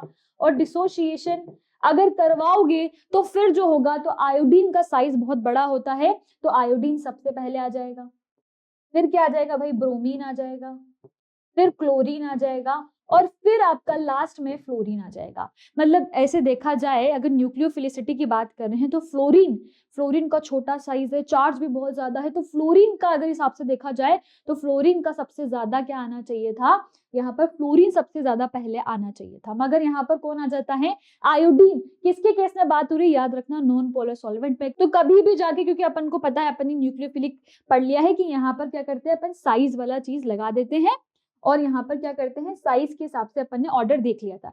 भाई देख लेते हैं, यहाँ पर अपन ने साइज के हिसाब से ऑर्डर भी निकाला था, बिल्कुल सही है, आयोडीन को ही माना था। तो नॉन पोलर सॉल्वेंट में भी यही होता है, आयोडीन ही सबसे पहले आता है न्यूक्लियोफिलिक ऑर्डर में।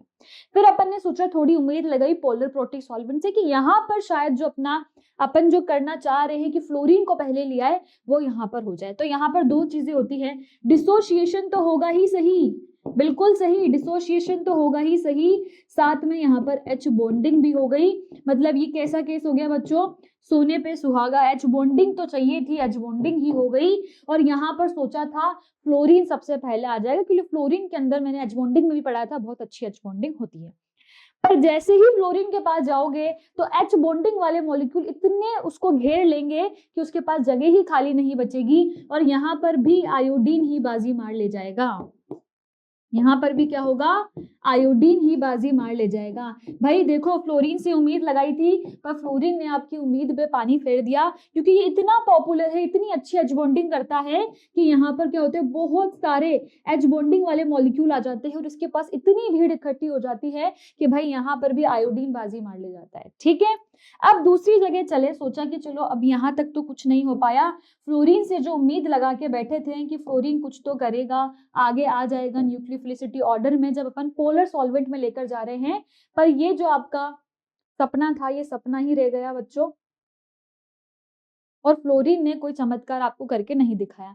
अब उम्मीद लगा रहे थे पोलर अप्रोटिक से, अब आपने सोचा अब तो उम्मीद ही छोड़ दी कि एक बार चलो नॉन पोलर में नहीं हुआ, पोलर में तो होना चाहिए था, वहां भी नहीं हुआ, पोलर प्रोटिक में तो क्या ही हो जाएगा, यहाँ पर तो एच बॉन्डिंग तक नहीं हो रही है। पर देखो भाई, अब तो फ्लोरीन के भी क्या है, फ्लोरीन भी थोड़ा बुरा मान चुका है, no H bonding, H bonding तो नहीं हो रही है, और डिसोसिएशन भी नहीं हो रहा है, सॉरी डिसोसिएशन तो होगा ही सही, पोलर में डिसोसिएशन तो होगा ही सही, एच बॉन्डिंग नहीं हो रही है, तो उससे क्या होगा बच्चों, अब यहाँ पर फ्लोरीन बाजी मार देगा। बहुत देर से उसको क्या है, ये जो आयोडीन है ये क्या कर रहा है, आयोडीन बाजी मार ले जा रहा है, तो फ्लोरीन को इतना गुस्सा आ जाता है कि पोलर अप्रोटिक में तो वो जाकर क्या कर देता है बच्चों, बाजी मार लेता है। और यहाँ पर जो चाहिए था, जहां से उम्मीद नहीं थी, वहां से देख लो, अपन को, अपन सोच रहे थे कि पोलर में क्योंकि एच बॉन्डिंग होती है तो यहाँ अपन को ऑर्डर में फ्लोरीन पहले मिल सकता है, न्यूक्लियोफिलिसिटी का ऑर्डर चल रहा है, मगर देख लो कौन बाजी मारा है यहाँ पर, पोलर अप्रोटिक सॉल्वेंट। अब क्वेश्चन ये है, पोलर अप्रोटिक क्या होता है, ये तो मैंने आपको न्यूक्लियोफिलिसिटी की बात बता दी। अब मैम अगर हमसे पूछा जाए कि पोलर सॉल्वेंट कौन से हैं, नॉन पोलर कौन से हैं, अप्रोटिक कौन से हैं, तो आइए भाई इनका भी डिस्कशन कर लेते हैं। सॉल्वेंट के एग्जाम्पल्स मैं बताने वाली हूँ आपको कि पोलर के अंदर कौन से आते हैं। ठीक है, तो सबसे पहले देखते हैं यहाँ पर,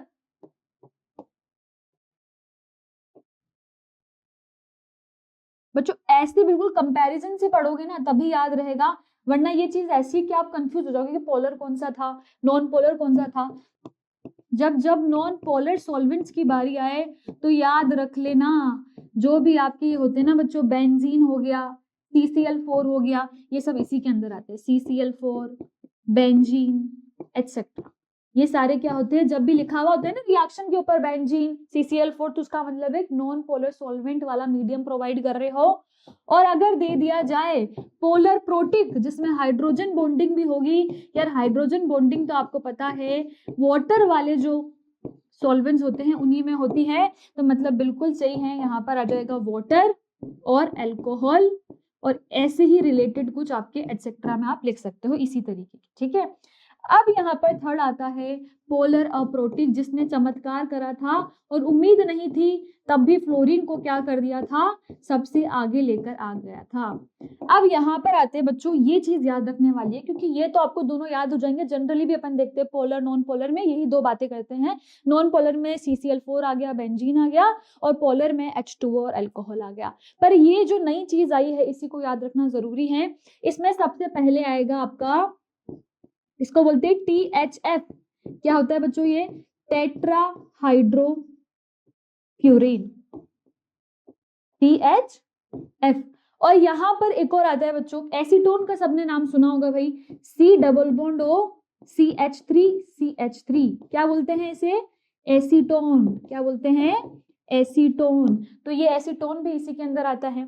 फिर अगर अपन और डिटेल्स में देखें तो यहाँ पर इसके अलावा आ सकते हैं बच्चों, एसीटोन से मिलता जुलता, देखो क्या हुआ है, C डबल बॉन्ड O था, बस H डबल बॉन्ड O आ गया, इसको बोलते हैं DMSO। शॉर्ट में आपको बहुत बार देखने को मिलेगा DMSO, इसकी फुल फॉर्म है डाई मिथाइल सल्फोक्साइड। क्या है, डाई मिथाइल सल्फोक्साइड। और जब भी DMSO देंगे तो एक और इससे मिलता जुलता के बारे में बात होगी, वो है DMF। ये भी क्या है, पोलर प्रोटिक सॉल्वेंट है। पर DMF क्या होता है, DMF में क्या होता है बच्चों, अमाइड ग्रुप के बारे में आपने सुना होगा ना, अमाइड ग्रुप के बारे में सबने सुना होगा। बस यहाँ पर अमाइड ग्रुप में ही क्या होते हैं, दो H हटा के दो मिथाइल लगा देते हैं, नाम होता है डाई मिथाइल, और फिर क्या हो जाता है बच्चों, फॉर्म अमाइड। क्या हो जाता है, डाई मिथाइल फॉर्म अमाइड। इसको कहाँ लिखे भाई, DMF,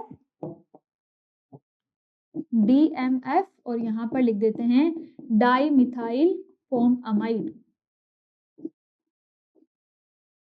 अमाइड ग्रुप होता है ना, बस अमाइड ग्रुप में क्या हुआ है, एक तो H आ गया, मतलब कि फॉर्माइल किसके लिए लगाते हैं, एल्डिहाइड ग्रुप के लिए लगाते हैं, एल्डिहाइड और अमाइड ग्रुप है यहाँ पर, इसीलिए आपने क्या बोल दिया, फॉर्म अमाइड, ठीक है। तो यहाँ पर बच्चों अपन को समझ में आ गया, क्या समझ में आ गया कि भाई कैसे पोलर प्रोटिक सॉल्वेंट को पहचानना है, मैंने बता दिया भाई कैसे पहचानना है। वाटर दिख जाए तो पोलर है, CCl4 बेंजीन दिख जाए तो क्या बोलना है, कैसा है बच्चों, नॉन पोलर। और अगर वहीं पर DMF, थोड़े हार्ड नाम दिख जाए, DMF, DMSO, ठीक है, या फिर एसीटोन, THO, ये जो होता है आपका टेट्राहाइड्रोफ्यूरॉन, THF, तो फिर इन सब में पोलर अप्रोटिक सॉल्वेंट आ जाएंगे। और इस तरीके से ही याद रखना है, बाकी के दो तो बहुत इजीली याद हो जाएंगे, इसी में दिक्कत आएगी, इसीलिए स्टार लगा रही हूँ, अच्छे से इसको पढ़ के चल जाए, ठीक है। तो अब समझ में आएगा अच्छे से कि जब जब एसीटोन डालोगे, DMF, DMSO डालोगे तो फ्लोरीन बाजी मारेगा। अगर आपने डाला क्या बच्चों, अगर आप डालो पोलर नॉन पोलर, CCl4 डालो, बेंजीन डालो, वाटर डालो, अल्कोहल डालो, दोनों में आयोडीन ही सबसे आगे रहेगा। तो याद किसका रखना है, बस पोलर और प्रोटिक का, बाकी में तो सेम ही केस चल रहा है, ठीक है। तो ये हो गया सॉल्वेंट का इफेक्ट। और बिल्कुल अभी जब सब्स्टिट्यूशन रिएक्शंस पढ़ेंगे तो उसमें आपके काम भी आएगा, मैं बताऊंगी polar solvent, non polar solvent, तो याद रखना कि क्या होते हैं पोलर सॉल्वेंट और नॉन पोलर सॉल्वेंट। अब यहाँ पर आता है बच्चों अटैकिंग रिएजेंट। अटैकिंग रिएजेंट में ही अपन ने दो तरीके के तो पढ़ लिए थे, न्यूक्लियोफाइल, ठीक है, और एक इलेक्ट्रोफाइल था। अब यहाँ पर एक और आ गया एम्बीडेंटेंट न्यूक्लियोफाइल। एम्बीडेंटेंट न्यूक्लियोफाइल का मतलब क्या होता है बच्चों, nucleophile which have two sites of electron rich center or in which two atoms or more atoms bear a lone pair of electron, in which two or more atoms bear a lone pair of electron। इसमें क्या होगा, इसमें दो से ज्यादा जो होंगे उनके पास लोन पेयर होगा। जनरली अपन क्या बोल रहे थे, न्यूक्लियोफाइल वो है जो लोन पेयर डोनेट कर रहे हैं। यहाँ पर दो स्पीशीज और आप ऐसे बोल सकते हो 2 एटम्स इन अ मॉलिक्यूल।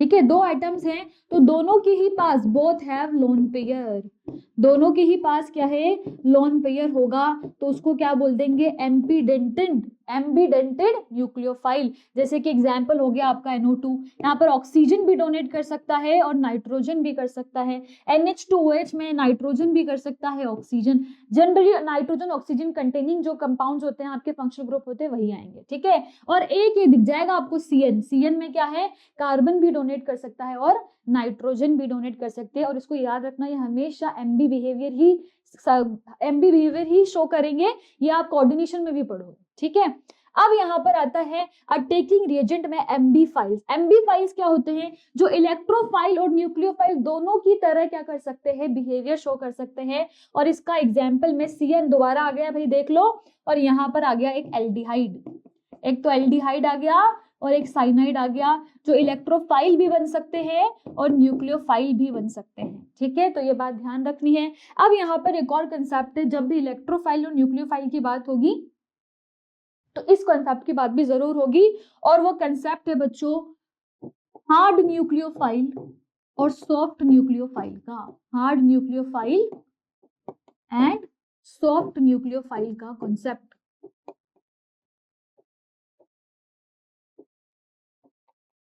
ठीक है, ये भी पढ़ना किस लिए जरूरी है, तो बहुत बार क्या होगा ना, रिएक्शन में आपको जो रिएजेंट दे रखा है ना वो आपको पता होगा, और उसके हिसाब से आपको न्यूक्लियोफाइल, मतलब अगर ऐसा हो कि एक ही रिएजेंट, कोई भी एक आपका जो रिएजेंट है उसमें सॉफ्ट सेंटर भी है और हार्ड सेंटर भी है, तो कौन सा सेंटर जो आपका रिएजेंट प्रेफर करेगा वो कैसे पता लगेगा, वो इससे पता लगेगा। तो इसीलिए अपन पढ़ रहे हैं हार्ड न्यूक्लियोफाइल और सॉफ्ट न्यूक्लियोफाइल। तो हार्ड न्यूक्लियोफाइल क्या होते हैं भाई, ऐसे जिनके अंदर मोर चार्ज डेंसिटी होती है, मोर चार्ज डेंसिटी, यहाँ पर चार्ज डेंसिटी की कोई कमी नहीं होगी, भर भर के चार्ज होगा। और सॉफ्ट न्यूक्लियोफाइल में आप बोल सकते हो lesser charge density, charge density की यहाँ पर क्या होगी, कमी होगी। और इनके लिए बच्चों आप बोल सकते हो जो हार्ड न्यूक्लियोफाइल होते हैं ये क्या होते हैं, स्मॉल इन साइज। क्या होते हैं बच्चों, स्मॉल होते हैं साइज में। एक बात याद रखना, जब भी कभी कोई पूछे कि अच्छा न्यूक्लियोफाइल कौन सा है, तो वो कौन सा होगा, जिसकी साइज कम हो और जिसमें ज्यादा चार्ज हो। ठीक है, तो यहाँ पर क्या आ जाएगा, स्मॉल इन साइज। तो अगर हार्ड और सॉफ्ट की बात हो रही है तो आपका जनरल सा क्या एक होना चाहिए स्टेटमेंट कि हार्ड न्यूक्लियोफाइल को, अगर सिर्फ हार्ड और सॉफ्ट की बात हो रही है तो वहां पर हार्ड को प्रेफर करा जाएगा। मगर मान लो आपका जो रिएजेंट है वो सॉफ्ट है, तो फिर soft prefers soft and hard prefers hard. ठीक है, तो ये चीज याद रखनी है, इसको आप सॉल्यूशन चैप्टर और फिजिकल केमिस्ट्री में भी इसको अच्छे से पढ़ोगे कि जो हार्ड सॉल्वेंट्स होते हैं, सॉरी जो हार्ड रिएजेंट होते हैं वो हार्ड न्यूक्लियोफाइल प्रेफर करते हैं, और जो सॉफ्ट रिएजेंट है वो सॉफ्ट न्यूक्लियोफाइल प्रेफर करेगा। ठीक है, और ये क्या होते हैं बच्चों, ये होते हैं लार्ज इन साइज।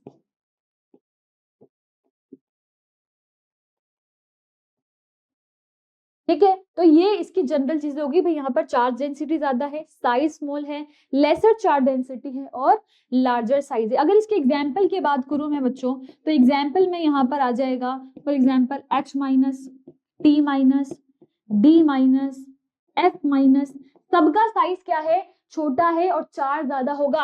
इतनी सी बात आप जनरल भी समझ सकते हो कि अगर साइज छोटा है तो चार्ज डेंसिटी तो वैसे ही बढ़ जाएगी, क्योंकि जब बड़े साइज पर जाओगे तो उस पर चार्ज इजीली डिस्पर्स हो जाएगा। जैसे अगर यहाँ पर बात करें एग्जाम्पल की, तो आपका क्लोरीन माइनस हो गया, Br माइनस हो गया, आयोडीन माइनस हो गया। ठीक है, ये सारे आ गए। फिर अगर इधर देखें तो OH माइनस भी इधर आएगा, छोटी साइज है, सेकेंड पीरियड का है, OR माइनस भी इधर ही आएगा। ठीक है, फिर आप यहाँ पर देख सकते हो इसके अलावा CH3 माइनस भी इधर ही आएगा। ठीक है, NH2 माइनस भी सारे के सारे सेकंड पीरियड के हैं, इधर ही आ गए। अब इधर आप थर्ड पीरियड वाले लिख दो भाई, SH माइनस, SR माइनस। ठीक है, दोनों ही न्यूक्लियोफाइल है, माइनस लग रहा है, दोनों ही न्यूक्लियोफाइल है, एक हार्ड न्यूक्लियोफाइल है, एक सॉफ्ट न्यूक्लियोफाइल है, जिसकी साइज कम है, चार्ज डेंसिटी ज्यादा है। हार्ड न्यूक्लियोफाइल साइज बड़ी है, चार्ज डेंसिटी कम है, तो सॉफ्ट न्यूक्लियोफाइल, ठीक है। SH minus, SR minus, PPH3 भी आपको बहुत बार देखने को मिलेगा, वो भी क्या होते हैं, सॉफ्ट न्यूक्लियोफाइल ही होते हैं। ये कॉन्सेप्ट जैसे ही रिएक्शन पढ़ेंगे ना बहुत सारी, तब समझ में आ जाएगा कि मैम ने ये क्यों समझाया था, ठीक है। अब यहाँ पर एक और चीज बच्चों आप लिख सकते हो, और वो पॉइंट आप लिख सकते हो नेक्स्ट स्लाइड पे कि हार्ड न्यूक्लियोफाइल, नोट पॉइंट करके,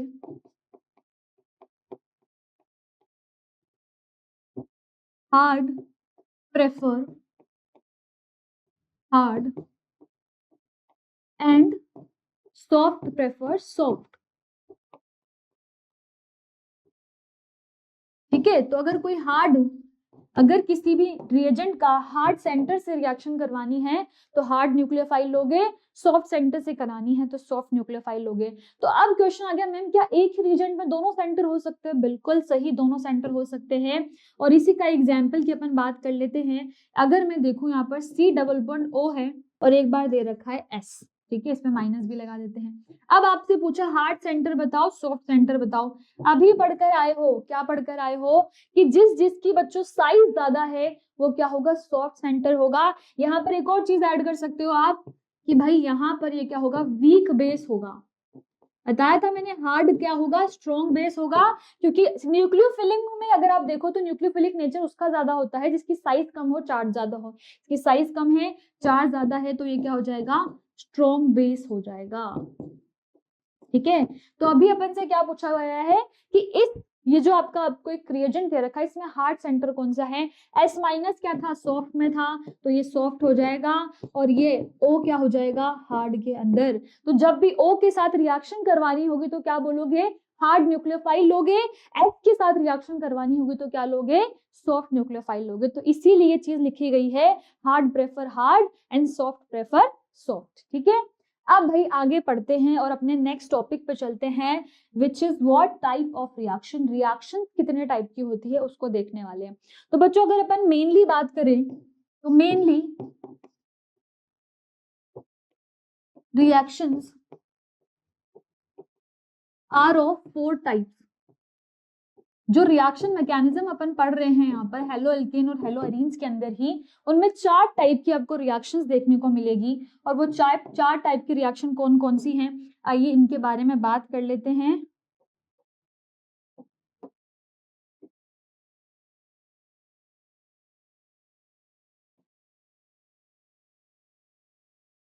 ठीक है, 4 कौन कौन से टाइप है भाई, इनके बारे में अगर बात करी जाए तो सबसे पहला टाइप है आपका, जो अपन आज डिस्कस करने वाले हैं मेनली, सब्स्टिट्यूशन रिएक्शन,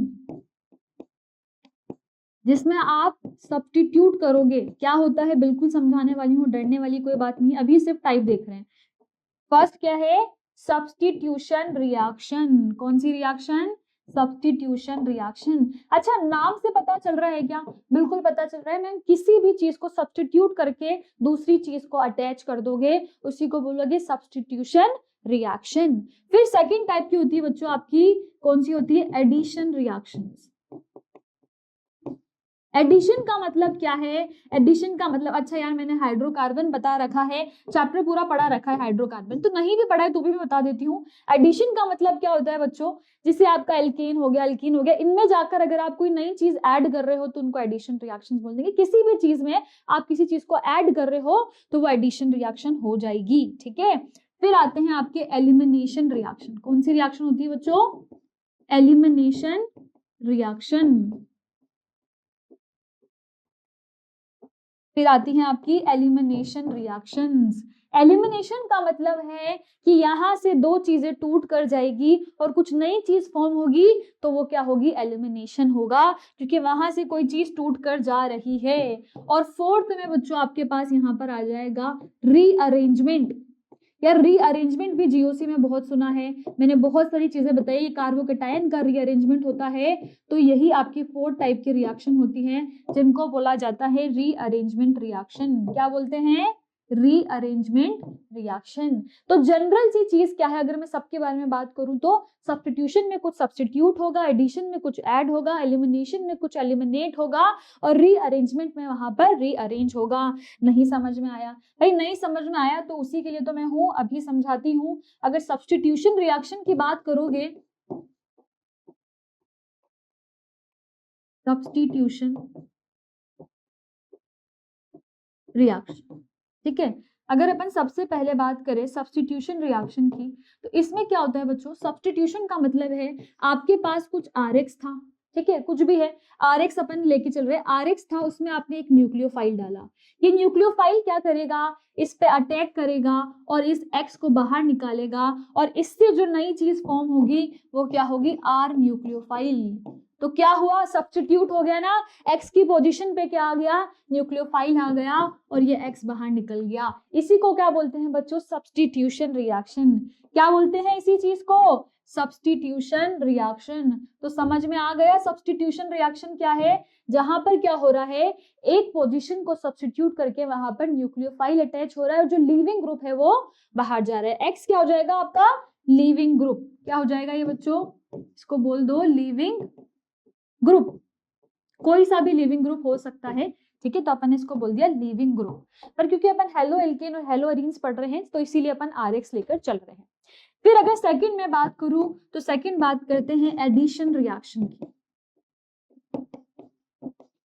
कैसी रिएक्शन बच्चों, एडिशन रिएक्शन। अब जो एडिशन रिएक्शन है ना, एक तो अपन ने बात कर ली थी हाइड्रोकार्बन के अंदर, जिसमें आते हैं आपके एल्कीन, एल्केन वाली जो आपके जितने भी होते हैं, और एक अपन बात करते हैं इसकी कार्बोनिल कंपाउंड में। कार्बोनिल कंपाउंड में भी जब अपन पढ़ेंगे अल्कोहल, एल्डिहाइड, कीटोन या फिर, तो इन सब में क्या करेंगे अपन, इन रिएक्शंस को बहुत मेनली डिस्कस करेंगे। जैसे यहाँ पर सब्स्टिट्यूशन काम आएगा मेनली, तो अपन सब्स्टिट्यूशन पढ़ेंगे, अल्कोहल, एल्डिहाइड वगैरह चैप्टर में क्या पढ़ेंगे, एडिशन रिएक्शन के मैकेनिज्म और वो सब समझेंगे। तो यहाँ पर अपन हाइड्रोकार्बन पढ़ चुके हैं, हाइड्रोकार्बन में अगर एक्स और वाई होता है तो क्या होता है, यहाँ पर एल्केन बन जाता है और एक्स और वाई आके अटैच हो जाता है। एल्काइन ले लोगे तो एल्कीन बन जाएगा। वैसे ही अगर आप कोई सी डबल बॉन्ड ओ ग्रुप ले रहे हो तो क्या होगा, आपने कोई वाई प्लस जेड को जोड़ा है, ठीक है, तो क्या होगा, यहाँ पर सी डबल बॉन्ड ओ में एक तरफ वाई जुड़ जाएगा, एक तरफ जेड जुड़ जाएगा,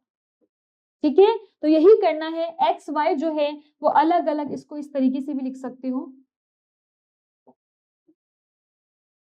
कि यहाँ पर रिएक्शन करवाई है एक्स वाई की और यहाँ पर रिएक्शन करवाई है वाई जेड के साथ में। और देखो जब एल्कीन के साथ में कराई तो एल्केन बन गया, और जब कार्बोनिल कंपाउंड के साथ में कराई तो दोनों ही ग्रुप पे क्या हुआ, सिंगल बॉन्ड आकर यहाँ पर आपके जो दो ग्रुप थे वो आके अटैच हो गए, ठीक है। तो एल्कीन की बात अपन कर चुके हैं एल्कीन हाइड्रोकार्बन चैप्टर में, और ये कार्बोनिल कंपाउंड वाली जो बात है ये अपन कहाँ करेंगे, एल्डिहाइड अल्कोहल वाला जो चैप्टर है उसके अंदर, ठीक है। तो इसको अपन मेनली डिस्कस वही उसी चैप्टर के अंदर करेंगे। तो ये हो गई आपकी कौन सी रिएक्शन, एडिशन रिएक्शन। ये कौन सी रिएक्शन हो गई बच्चों, एडिशन रिएक्शन। अब यहाँ पर देख लेते हैं बाकी की बची हुई जो दो रिएक्शंस हैं, कौन सी है भाई, तीसरी रिएक्शन एलिमिनेशन रिएक्शन। कौन सी रिएक्शन है, एलिमिनेशन रिएक्शन। अच्छा, एलिमिनेशन का मतलब क्या बताया मैंने कि कुछ चीज एलिमिनेट होकर जाएगी, तो क्या इसको भी एल्कीन के रिस्पेक्ट में ही समझ ले। मान लो कोई एल्कीन है, ठीक है, एल्कीन पे यहाँ पर, या फिर मान लो कोई एल्केन है, ठीक है, एल्केन में यहाँ पर एक्स और वाई ग्रुप है, मतलब जो अभी करा है ना उसी का जस्ट उल्टा करना है। एल्केन लिया था, एल्केन में एक्स और वाई जोड़ा था और इसी को वापस हटा दो, हटाने से क्या होगा, दोबारा एल्कीन मिल जाएगा। क्या हो गया, एल्केन से क्या मिल गया, एल्कीन, और अभी अपन ने एडिशन में क्या करा था, एल्कीन से एल्केन बनाया था। तो बस उसी का उल्टा किस क्या होता है, एलिमिनेशन। यहाँ पर क्या हुआ है, एक्स और वाई दोनों का एलिमिनेशन हुआ है, और एलिमिनेट होकर कहाँ गए बच्चों, ये एलिमिनेट होकर हट गए हैं, और हटने की वजह से दोनों पे क्या होगा, पार्शियल कुछ चार्जेस आएंगे और फिर बॉन्ड फॉर्म हो जाएगा, प्लस माइनस चार्जेस आएंगे। ये बात मैं ऑलरेडी बता चुकी हूँ, जिस तरीके का ग्रुप होगा, अगर ऐसा ग्रुप है जो प्लस को स्टेबल करे तो वहां पर प्लस आ जाएगा पार्शियल, और कोई ऐसा ग्रुप है जहाँ पर प्लस स्टेबल नहीं होगा तो वहां पर पार्शियल नेगेटिव आ जाएगा, ठीक है। अब 4 टाइप की रिएक्शन आपकी होती है, रीअरेंजमेंट रिएक्शन। कौन सी होती है, रीअरेंजमेंट रिएक्शन, ठीक है। अब रीअरेंजमेंट का मतलब है, सिर्फ ये बहुत सिंपल सी रिएक्शन है, आर एक्स वाई था कहीं, तो आप क्या करोगे, इसको रीअरेंज करोगे, आर वाई एक्स कर दोगे, ठीक है। बस क्या हुआ, एक्स वाई की पोजीशन में शिफ्ट हो गया, यही है क्या, रीअरेंजमेंट। तो रीअरेंजमेंट में कुछ नहीं है, वो सेम रहेगा, कुछ नया ऐड नहीं होगा, कुछ नया जाएगा नहीं, कुछ नया सब्स्टिट्यूट नहीं होगा, सिर्फ जो कंपाउंड मिला है वही किसी तरीके से रीअरेंज हो जाएगा। तो ये होती है आपकी रीअरेंजमेंट रिएक्शन। बच्चों यहाँ पर एक और इम्पॉर्टेंट चीज है कि इन सब में आप क्या करोगे, एलिमिनेशन में E1 E2 पढ़ोगे।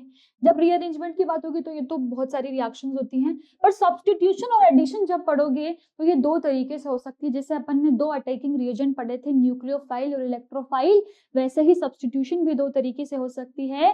कैसी हो सकती है बच्चों, न्यूक्लियोफिलिक सब्स्टिट्यूशन रिएक्शन और electrophilic substitution reaction. Same addition के साथ होगा, एडिशन भी दो तरीके से हो सकती है, न्यूक्लियोफिलिक एडिशन रिएक्शन और न्यूक्लियोफिलिक क्या होगी, सॉरी इलेक्ट्रोफिलिक एडिशन रिएक्शंस। तो ये याद रखना, इन दोनों में न्यूक्लियोफाइल इलेक्ट्रोफाइल की डिफरेंस से चार तरीके की रिएक्शंस बन सकती हैं।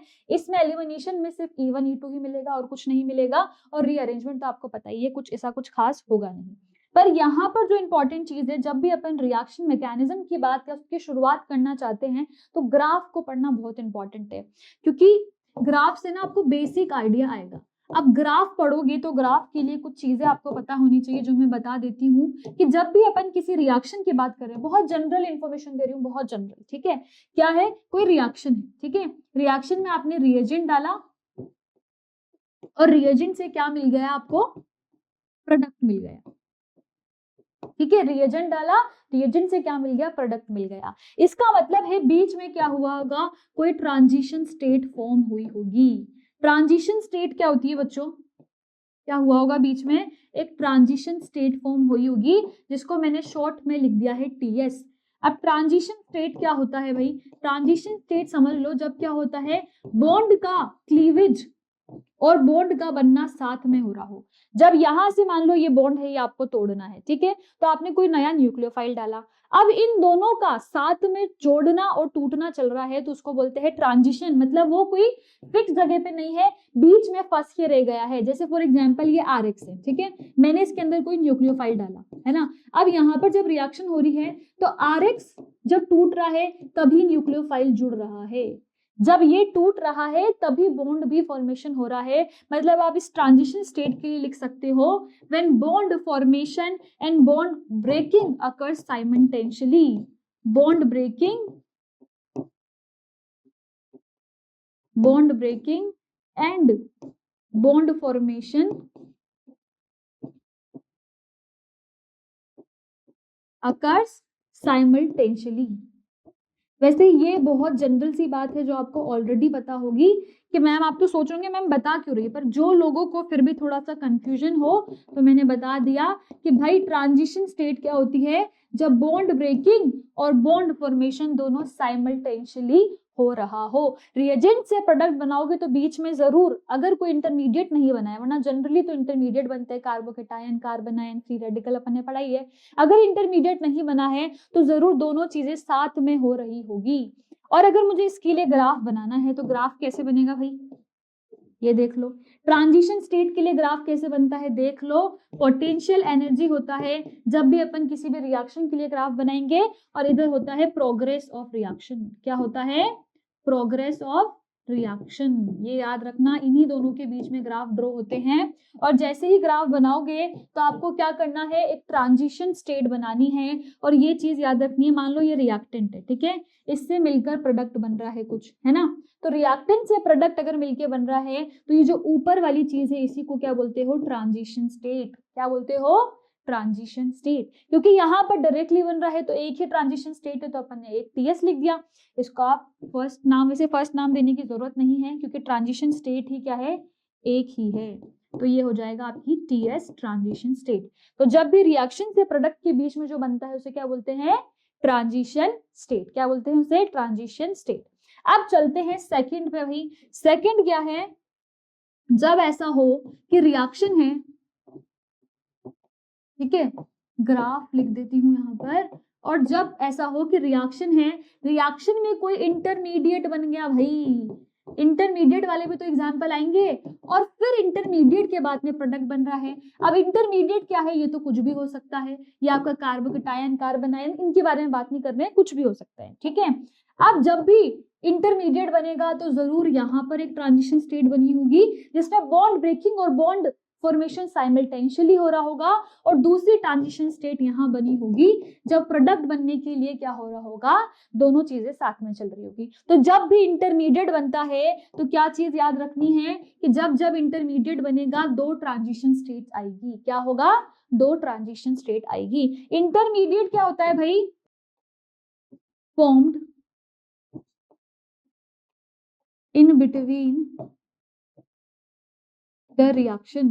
भाई रिएक्शन के टाइम पे जो बिटवीन में बनता है, रिएक्शन से प्रोडक्ट की तरफ जब जाती है, रिएजेंट से प्रोडक्ट की तरफ जाती है, तो बीच में जो बनता है उसको क्या बोलते हैं, इंटरमीडिएट। नाम से पता चल रहा है दोनों के बीच में क्या बन रहा है, इंटरमीडिएट बन रहा है। ऐसा होता है ना, किसी के थ्रू कुछ बात पहुंचानी होती है तो बोलते तू क्यों इंटरमीडिएट बन रहा है, तो भाई ये वही है इंटरमीडिएट। क्या बन रहा है, इंटरमीडिएट बन रहा है।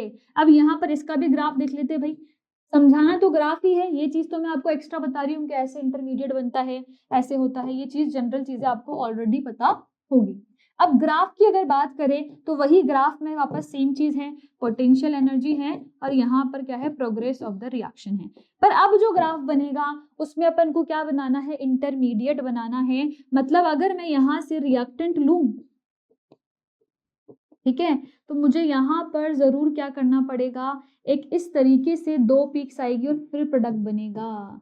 अब यहाँ पर जो ये बीच में इस तरीके से पीक जो आपकी कम हुई है, ये क्या हुआ है, इंटरमीडिएट बना होगा। क्या बना है, इंटरमीडिएट बना होगा, जिसकी वजह से ऐसी पीक देखने को मिली है। क्या बना होगा बच्चों, इंटरमीडिएट बना होगा।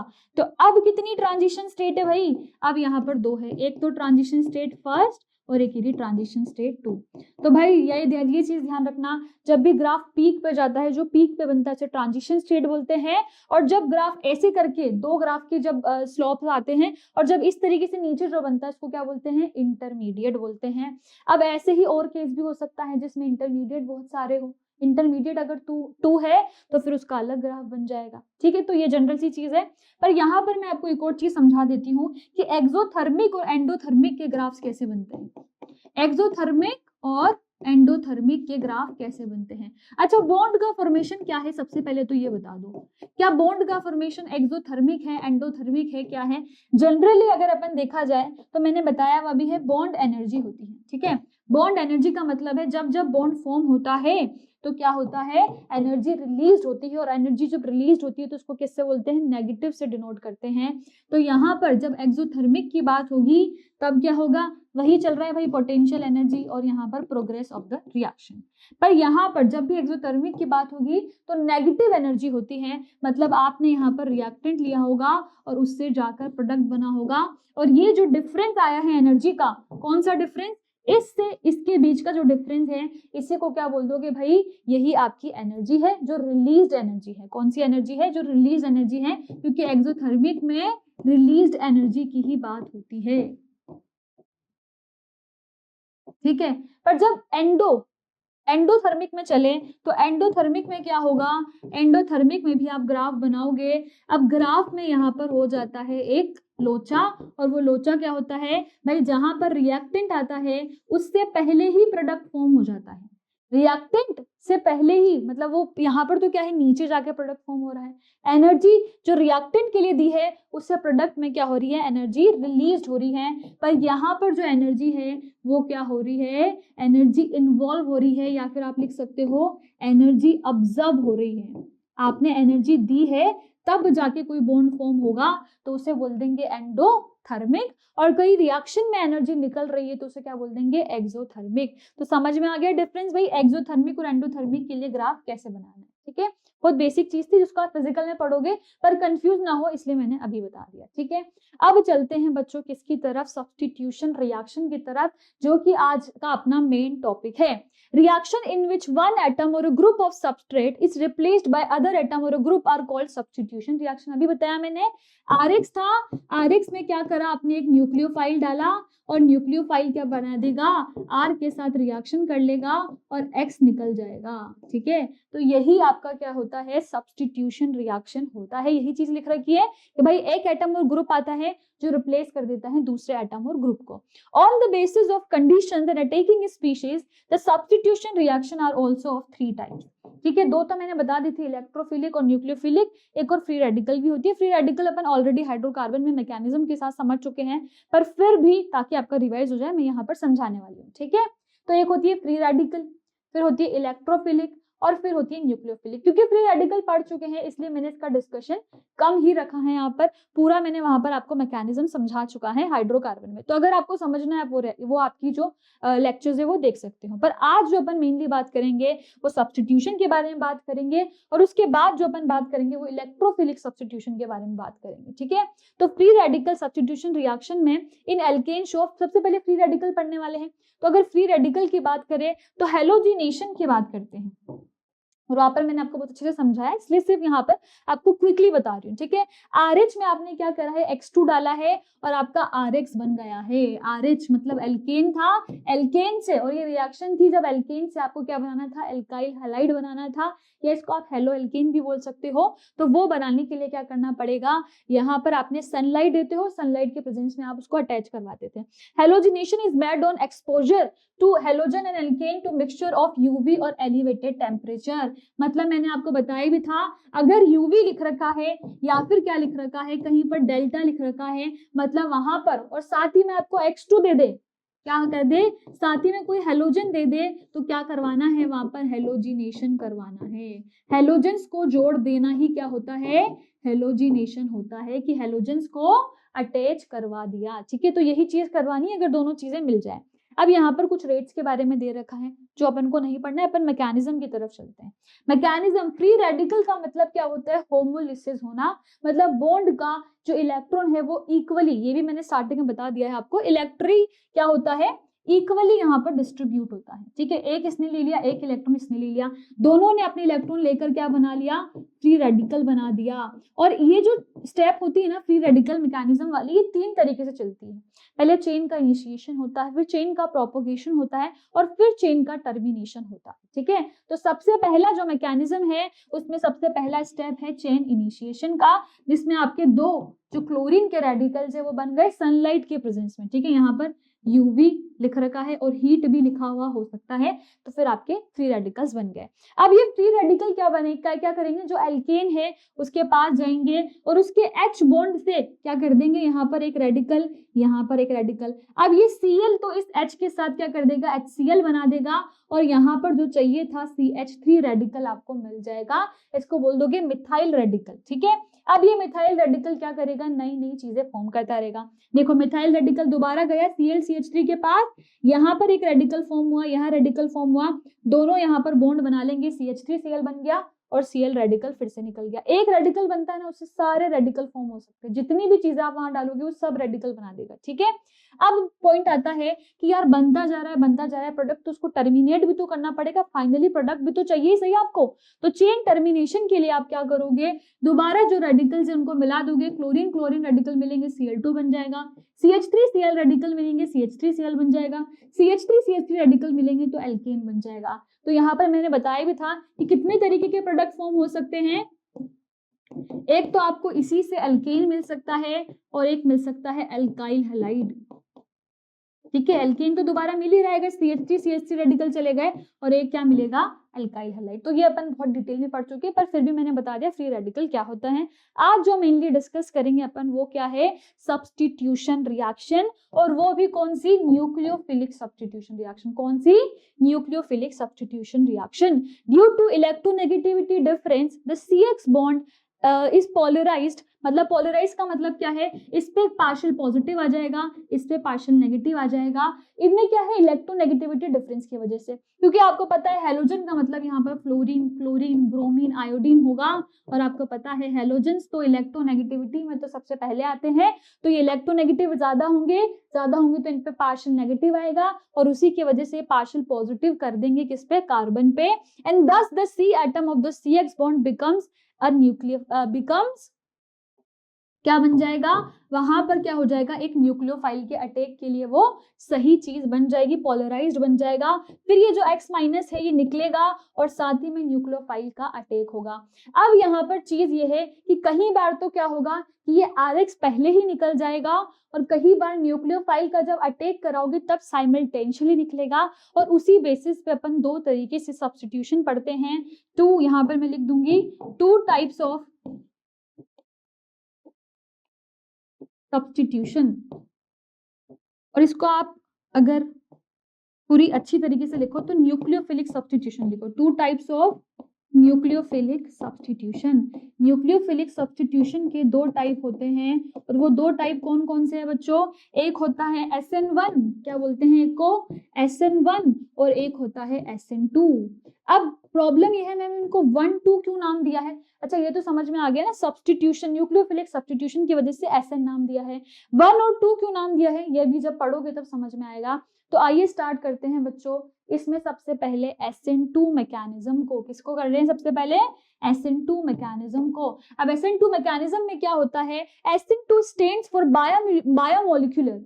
SN2 क्यों लिखा हुआ है, क्योंकि ये बायोमोलिक्यूलर है। कैसी है, बायोमोलिक्यूलर है। Nucleophilic substitution, in this type of nucleophilic substitution reaction bond making and bond breaking process occur simultaneously. मतलब यहाँ पर जरूर एक ट्रांजिशन स्टेट फॉर्म हो रही होगी, क्योंकि जब जब बॉन्ड ब्रेकिंग और बॉन्ड फॉर्मेशन साथ में होता है तो ट्रांजिशन स्टेट बनती है। मतलब यहाँ पर क्या हो रहा है बच्चों, एक ट्रांजिशन स्टेट बन रही होगी। क्या बन रही होगी, ट्रांजिशन स्टेट। तो यहाँ पर देखो इसको ऐसे समझते हैं, अगर मैं बात कर रही हूं SN2 मैकेनिज्म की,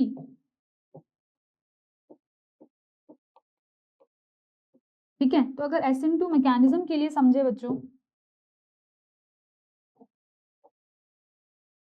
ठीक है, तो पूरा मैकेनिज्म पहले मैं बता देती हूँ फिर अपन अच्छे से इस चीज को समझेंगे। ठीक है, मान लो आपने यहाँ पर लिया है CH,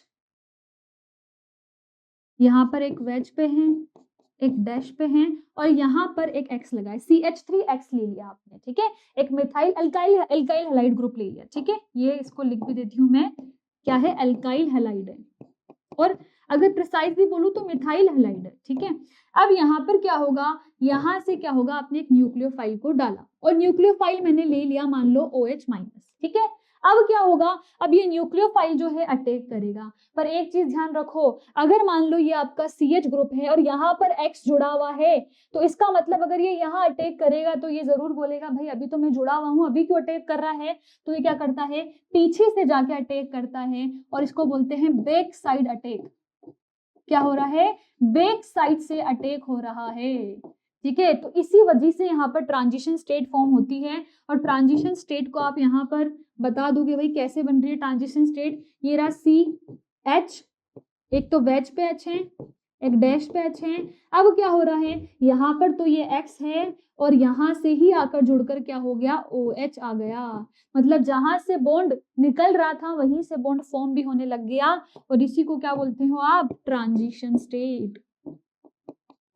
इसको क्या बोलते हो बच्चों, ट्रांजिशन स्टेट। तो यहाँ पर एक ट्रांजिशन स्टेट बन जाएगी और इस X को तो निकलना ही है भाई, अगर OH का अटैक हो गया तो X को तो निकलना ही है। और यहाँ से बन जाएगा, अगर प्रोडक्ट की बात करें तो CH, यहाँ पर एक H था, एक वेज पे H था और एक OH यहाँ पर आ गया, प्लस ये X निकल गया। एक चीज जो आपको नोटिस करनी है वो देखो, X यहाँ पर मैंने इसीलिए अलग साइड में बनाया है, X यहाँ पर इस साइड था, OH इसके ऑपोजिट आके लगा है। इस तरीके से क्या बोलते हैं, जब प्रोडक्ट फॉर्म होता है तो इसको क्या बोलते हैं, इन्वर्जन। इन्वर्जन का मतलब उल्टा चीज हो जाना, पहले अगर कुछ ऐसी थी तो उसका उल्टा हो जाना, तो इसको बोलते हैं इन्वर्जन। क्या बोलते हैं, इसको लिख दो यहाँ पर, इन्वर्जन प्रोडक्ट। इन्वर्जन का मतलब क्या है, जहां पर X था उसके ऑपोजिट साइड से आकर OH जुड़ा है, इसीलिए इन्वर्जन प्रोडक्ट मिला है। और रिटेंशन, एक और चीज होती है रिटेंशन। रिटेंशन का मतलब है अगर आप सेम यहां से अटैक हो रहा है और यहीं पर OH जोड़ दो तो उसको बोलते हैं रिटेंशन। ठीक है, तो ये था भाई SN2 के बारे में।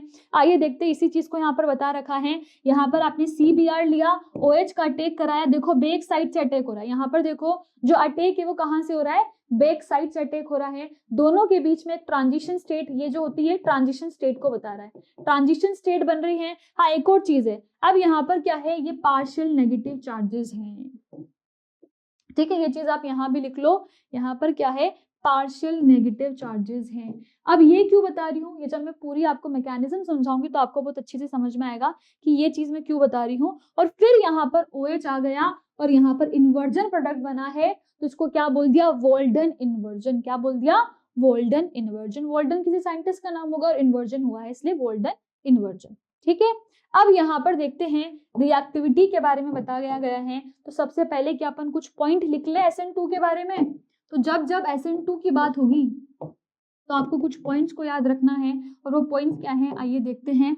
सबसे पहले तो हाँ, एक और चीज है यहाँ पर, अगर मैं यहाँ पर पूछूं कि रेट डिटरमाइनिंग स्टेप कौन सी है, रेट डिटरमाइनिंग स्टेप को आप शॉर्ट में लिख देते हो RDS। अरे एक ही स्टेप हो रही है तो फिर एक ही तो रेट डिटरमाइनिंग स्टेप होगी, इसी को RDS बोल दोगे, ठीक है। तो यहाँ पर अपन सबसे पहला पॉइंट लिख सकते हैं कि एक तो ये क्या है, सिंगल स्टेप मैकेनिज्म है, एक ही स्टेप है, सिंगल स्टेप मैकेनिज्म है, ठीक है। सबसे पहला पॉइंट तो यही होगा कि सिंगल स्टेप मैकेनिज्म है। फिर अगर सेकंड पॉइंट की बात करोगे तो अगर सिंगल स्टेप है मतलब ट्रांजिशन स्टेट बनी होगी, तो सेकंड पॉइंट यही लिख दोगे कि ट्रांजिशन स्टेट इज फॉर्म्ड। क्या बोल दोगे कि ट्रांजिशन स्टेट इज फॉर्म्ड। और ट्रांजिशन स्टेट जब बनती है तब क्या होता है, अगर सिंगल स्टेप है और ट्रांजिशन स्टेट बनी है मतलब इंटरमीडिएट नहीं बना होगा। बताया था मैंने, जब रिएक्शन से डायरेक्ट प्रोडक्ट बन रहा था, बीच में कोई इंटरमीडिएट नहीं बन रहा था, तभी एक ट्रांजिशन स्टेट थी। अगर इंटरमीडिएट बनता है तो दो ट्रांजिशन स्टेट होती है। मतलब यहाँ पर आप लिख सकते हो नो, क्या लिख सकते हो, नो इंटरमीडिएट इज फॉर्म्ड।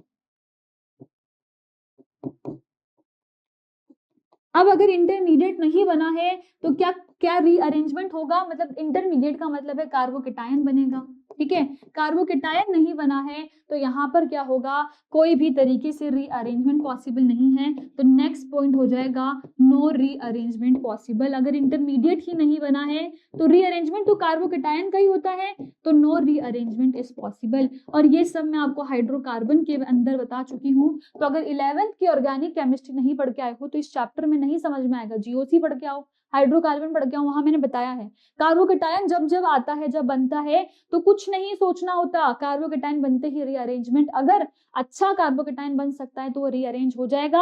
हाँ, अगर अच्छा नहीं बनेगा उस केस में नहीं होगा, पर हमेशा रीअरेंजमेंट कार्बोकेटायन के बनते ही, ये दोनों ऐसे मान लो भाई बहन है भाई, कार्बोकेटायन के आते ही रीअरेंजमेंट तो आएगा ही सही, ठीक है।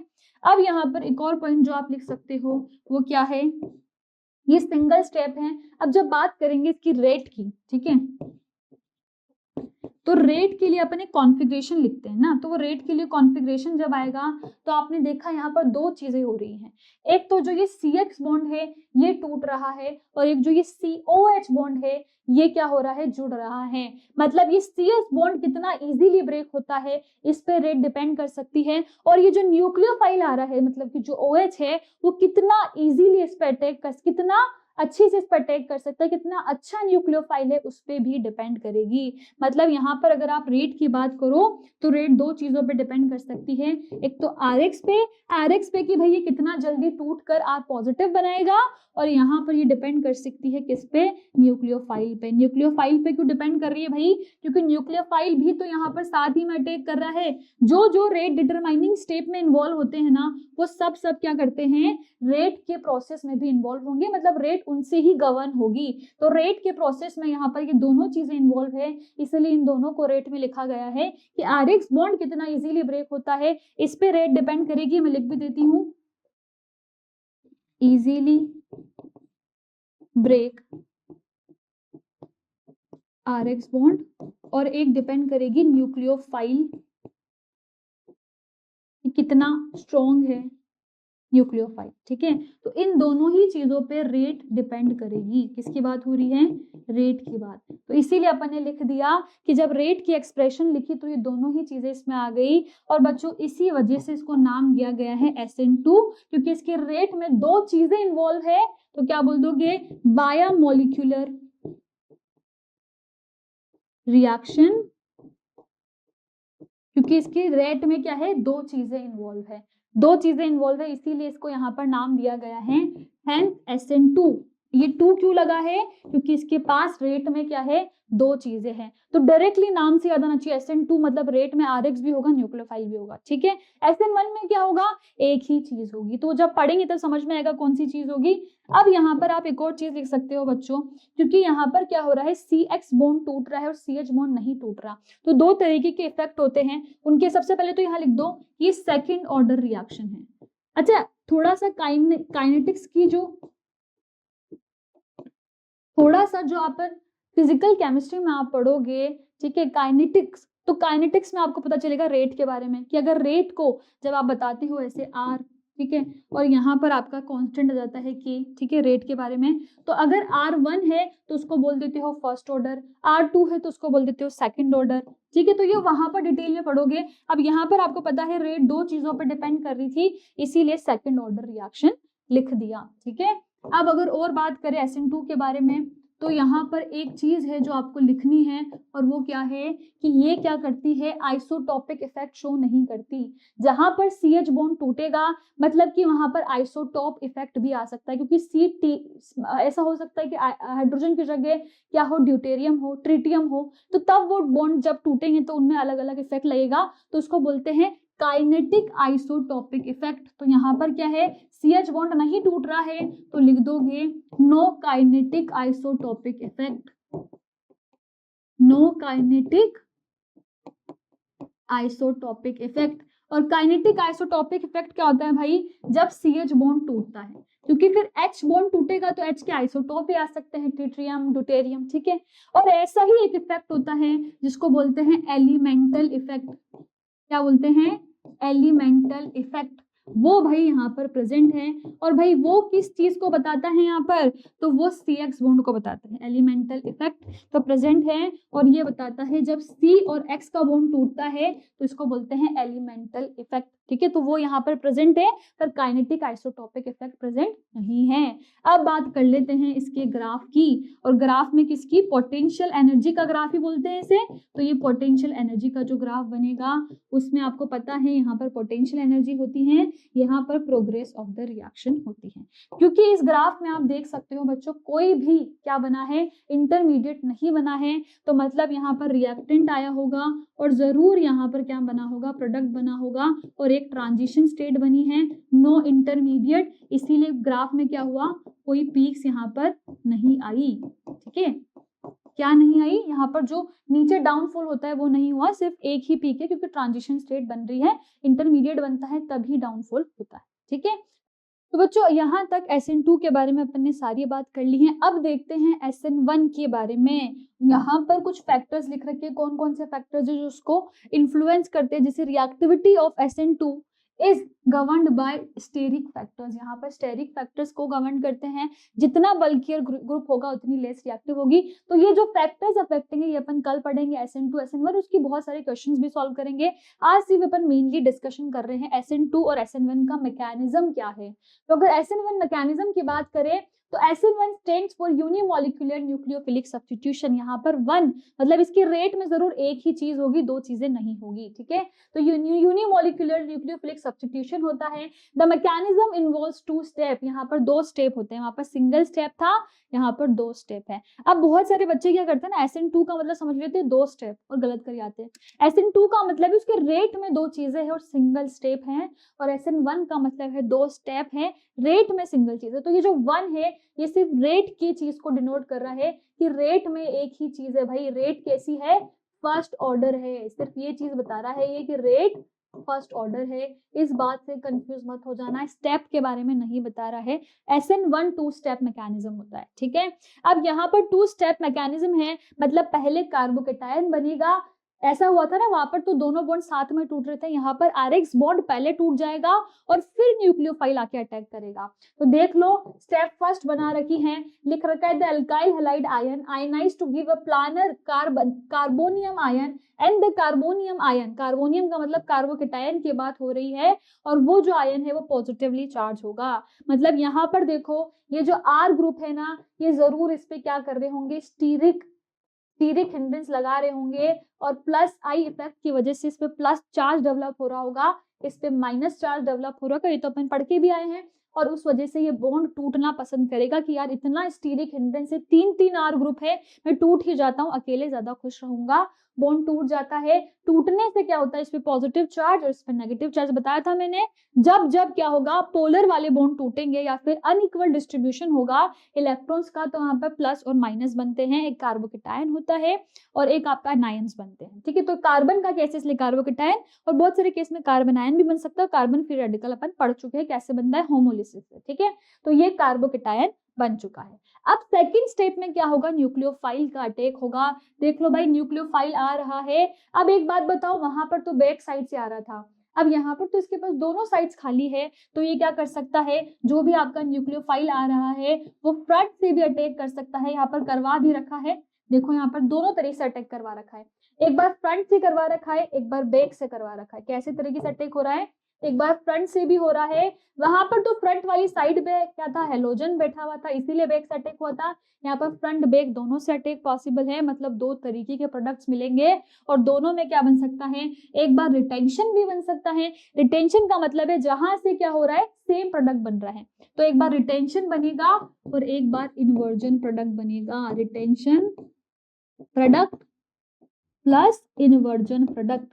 रिटेंशन का मतलब क्या था कि सेम जिस तरीके से OH गया है, सॉरी जिस तरीके से X गया है वहीं पर OH आ जाए तो उसको बोलेंगे रिटेंशन, और अगर ऑपोजिट पे आए तो उसको बोल देंगे इन्वर्जन। ठीक है, तो इसमें दोनों ही तरीके के प्रोडक्ट फॉर्म हो सकते हैं, एक जहां पर सेम X गया है वहां पर आकर अटैच हो जाए, और एक इसका ऑपोजिट होगा जिसमें इनकी जो कॉन्फ़िगरेशन है वो इन्वर्स हो गई है, इसलिए उसको बोलते हैं इन्वर्जन प्रोडक्ट, और जिसमें सेम रहती है उसको बोलते हैं रिटेंशन प्रोडक्ट।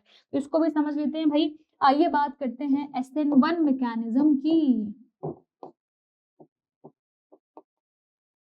ठीक है, SN1 मैकेनिज्म में क्या होता है बच्चों, जब जब अपन SN1 की बात करेंगे तो यहाँ पर देखना आप जरूर कोई ऐसा मिथाइल, अगर आप मिथाइल हैलाइड नहीं ले रहे हो, आप ऐसा कोई हैलाइड लोगे जिसमें जो है R ग्रुप्स हो, या ऐसी कोई ग्रुप हो जो कार्बोकेटायन को स्टेबिलिटी देता हो।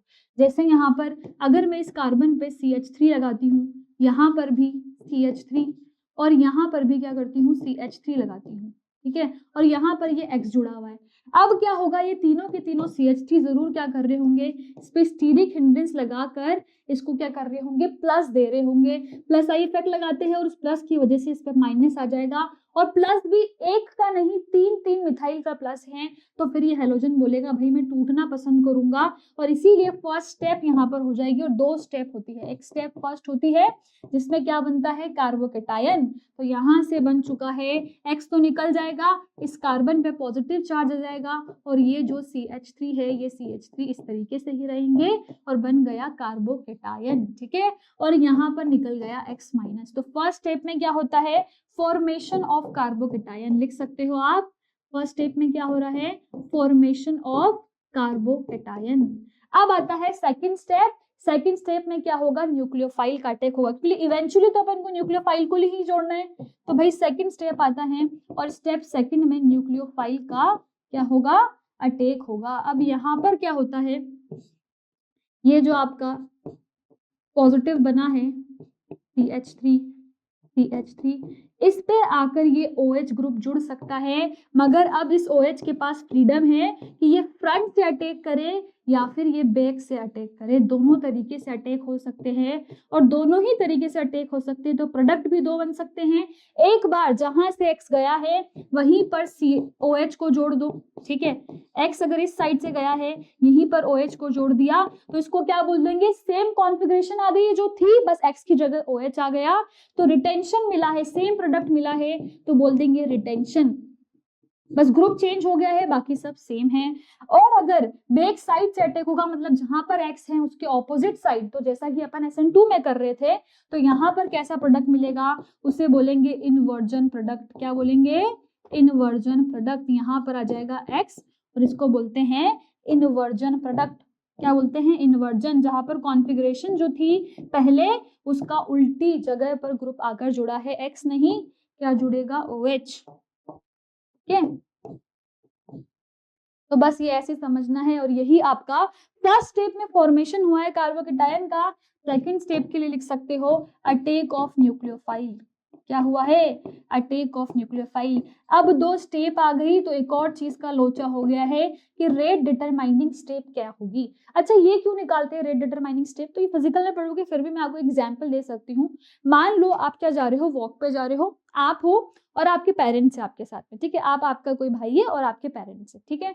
तो आप वॉक पे जा रहे हो, किसी ने आपसे पूछा कि आपको वॉक करने में, वॉक से घर से निकल के घर आने में कितना टाइम लगता है, ठीक है। आपसे कोई आपका टाइम पूछ रहा है कि भाई मुझे बताओ टाइम कितना लग रहा है। अब आपने क्या करा, आप वॉक करने निकले। अब हालांकि क्योंकि आप यंग हो तो आपकी स्पीड ज्यादा है, तो आप क्या करो, जल्दी जल्दी वॉक करो। आपके जो पेरेंट्स है वो थोड़ा धीरे धीरे आराम से वॉक कर रहे हैं। तो अब अगर आपसे कोई पूछे कितना टाइम लगेगा, तो आपके हिसाब से तो आप बहुत पहले आ जाते हैं, मगर आप पेरेंट्स के लिए वेट करते हो। इसलिए यहाँ पर रेट कौन बता पाएगा, पेरेंट्स की क्या स्पीड है वो। आपकी स्पीड तो क्या है, रुक जाती है, क्योंकि पेरेंट्स के साथ में ही तो घर जाओगे। अगर पेरेंट्स के साथ निकले हो, पेरेंट्स के साथ ही घर जाओगे। तो आप वॉक कर रहे हो पर आप रुक गए थोड़ी देर, ताकि जो पेरेंट्स है वो आपकी स्पीड के साथ में मैच कर जाए। तो अगर मैं पूछूं कितना टाइम लग रहा है, तो जो पेरेंट्स को जितना टाइम लग रहा है वही आप चारों की क्या होगी, रेट होगी। क्योंकि आपकी स्पीड से कोई फर्क नहीं पड़ रहा, क्योंकि आप रुक तो रहे हो उनके लिए इवेंचुअली। इसलिए स्पीड कौन डिटरमाइन करता है, जो स्लो स्टेप होता है। और आपके पेरेंट्स की स्पीड स्लो है, तो वो इसीलिए स्लो स्टेप से रेट डिटरमाइन होती है। और ऐसा ही केस होता है रिएक्शन में। यहाँ पर कौन सी स्टेप स्लो है वो डिसाइड करेगी रेट क्या होगी। This step is slow, hence इसको बोल दोगे रेट डिटरमाइनिंग स्टेप। वहां पर तो एक ही स्टेप थी, तो उसको ही रेट डिटरमाइनिंग बनना पड़ेगा। यहाँ पर 2 स्टेप है, एक स्लो होती है एक फास्ट होती है। या आप बिल्कुल फिजिकल में पढ़ने वाले हो तो वहां पर ये जो स्लो स्टेप होती है वो रेट को डिटरमाइन करती है। जितना स्लो वो बनाएगी उतना ही तो फास्ट, मान लो इसलिए तो बहुत फास्ट रिएक्शन है, तो रेट किस पर डिपेंड करेगी, ये कितना फास्ट बनाएगी, इसी पे तो रेट डिपेंड करेगी कि ये जितना जल्दी बना के देगा। मैं तो झट से यहाँ पर OH अटैच कर दूंगा, मगर ये जितना जल्दी कार्बोकेटायन बनाएगा वही रेट डिटरमाइनिंग स्टेप है। इसीलिए इस स्टेप को क्या बोलते हो, रेट डिटरमाइनिंग स्टेप। तो अब तो भाई बहुत सारे स्टेप्स आप लिख सकते हो SN1 के लिए। यहाँ पर तो कार्बोकेटायन भी बन रहा है। तो सबसे पहले तो SN1 मैकेनिज्म के बारे में अगर आप लिखना चाह रहे हो, तो सबसे पहला पॉइंट क्या हो जाएगा, सबसे पहला पॉइंट हो जाएगा यहाँ पर इंटरमीडिएट फॉर्म हो रहा है। तो सबसे पहला आ जाएगा इंटरमीडिएट। और इंटरमीडिएट भी कौन सा है, कार्बोकेटायन। तो कार्बोकेटायन लिख सकते हो या इंटरमीडिएट लिख सकते हो, इज फॉर्म्ड। और मैंने आपको बोला था कार्बोकेटायन का भाई है रीअरेंजमेंट। कार्बोकेटायन आते ही वो टपक ही जाता है, तो रीअरेंजमेंट इज पॉसिबल। कार्बोकेटायन बनते ही रीअरेंजमेंट करवाना है। ये कभी भी सेटिस्फाई नहीं रहता प्लस वाला, इसको रीअरेंज होना ही है, तो रीअरेंजमेंट इज पॉसिबल। ठीक है, फिर और क्या चीजें हो सकती है भाई, यहाँ पर क्या है आप लिख सकते हो रेट डिटरमाइनिंग स्टेप, RDS। मैं फुल फॉर्म में लिख देती हूँ, एक तो बच्चे कंफ्यूज है। RDS क्या है, रेट डिटरमाइनिंग स्टेप क्या है, rate determining step is formation of carbocation. First step में वही हुआ था, तो भाई जो कार्बोकेटायन बन रहा है वही रेट को डिटरमाइन करेगा उसी स्टेप में। ठीक है, फिर यहाँ पर आप इसके और पॉइंट लिख सकते हो बच्चों, जिससे अपन ने वहां पर लिखे थे कि प्रोडक्ट कैसा बन रहा है। तो यहाँ पर retention and inversion product is formed. दोनों ही तरह के प्रोडक्ट बन सकते हैं, रिटेंशन भी और इन्वर्जन भी। क्या अपन ने वहां पर ये पॉइंट लिखा था जब अपन SN2 की बात कर रहे थे कि रिटेंशन, वहां पर तो इन्वर्जन होता है, इन्वर्जन प्रोडक्ट इज फॉर्म्ड। नहीं, यहाँ पर लिखा नहीं है ना, तो यहाँ पर एक और पॉइंट ऐड कर दो। क्या लिख सकते हो, इन्वर्जन प्रोडक्ट इज फॉर्म्ड। और इन्वर्जन प्रोडक्ट क्यों बन रहा है, क्योंकि back side attack of nucleophile, यही भी लिख सकते हो। अटैक कैसा हो रहा है, बैक साइड अटैक हो रहा है, back side attack of nucleophile हो रहा था। तो यहाँ पर भी ये दोनों पॉइंट को ऐड करना है, इन दोनों पॉइंट को ऐड कर दो, क्या पॉइंट हो जाएंगे भाई, यहाँ पर हो जाएगा रिटेंशन इन्वर्जन हो रहा है, तो front end back side both front end back side attack is possible, दोनों ही अटैक पॉसिबल है यहाँ पर। ठीक है, अगर मैं इसकी ऑर्डर की बात करूं या रेट की बात करूं तो रेट क्या हो जाएगा बच्चों, रेट यहाँ पर, क्योंकि रेट सिर्फ रेट डिटरमाइनिंग स्टेप से ही पता चलता है और उस स्टेप पे सिर्फ आरएक्स बॉन्ड टूट रहा है, न्यूक्लियोफाइल नहीं आ रहा है। इसका मतलब आप बोल सकते हो यहाँ पर जो रेट है वो किस पर डिपेंड करेगी, सिर्फ आरएक्स, एक ही चीज पर डिपेंड कर रही है। और ये बात तो मैंने आपको पहले ही बता दी थी कि अगर इस पे क्या लिख रखा है बच्चों, इस पे लिख रखा है SN1, तो SN1 का मतलब है कि रेट यहाँ पर जरूर एक ही चीज पर डिपेंड कर रही होगी, और इसी को आप लिख सकते हो हेंस।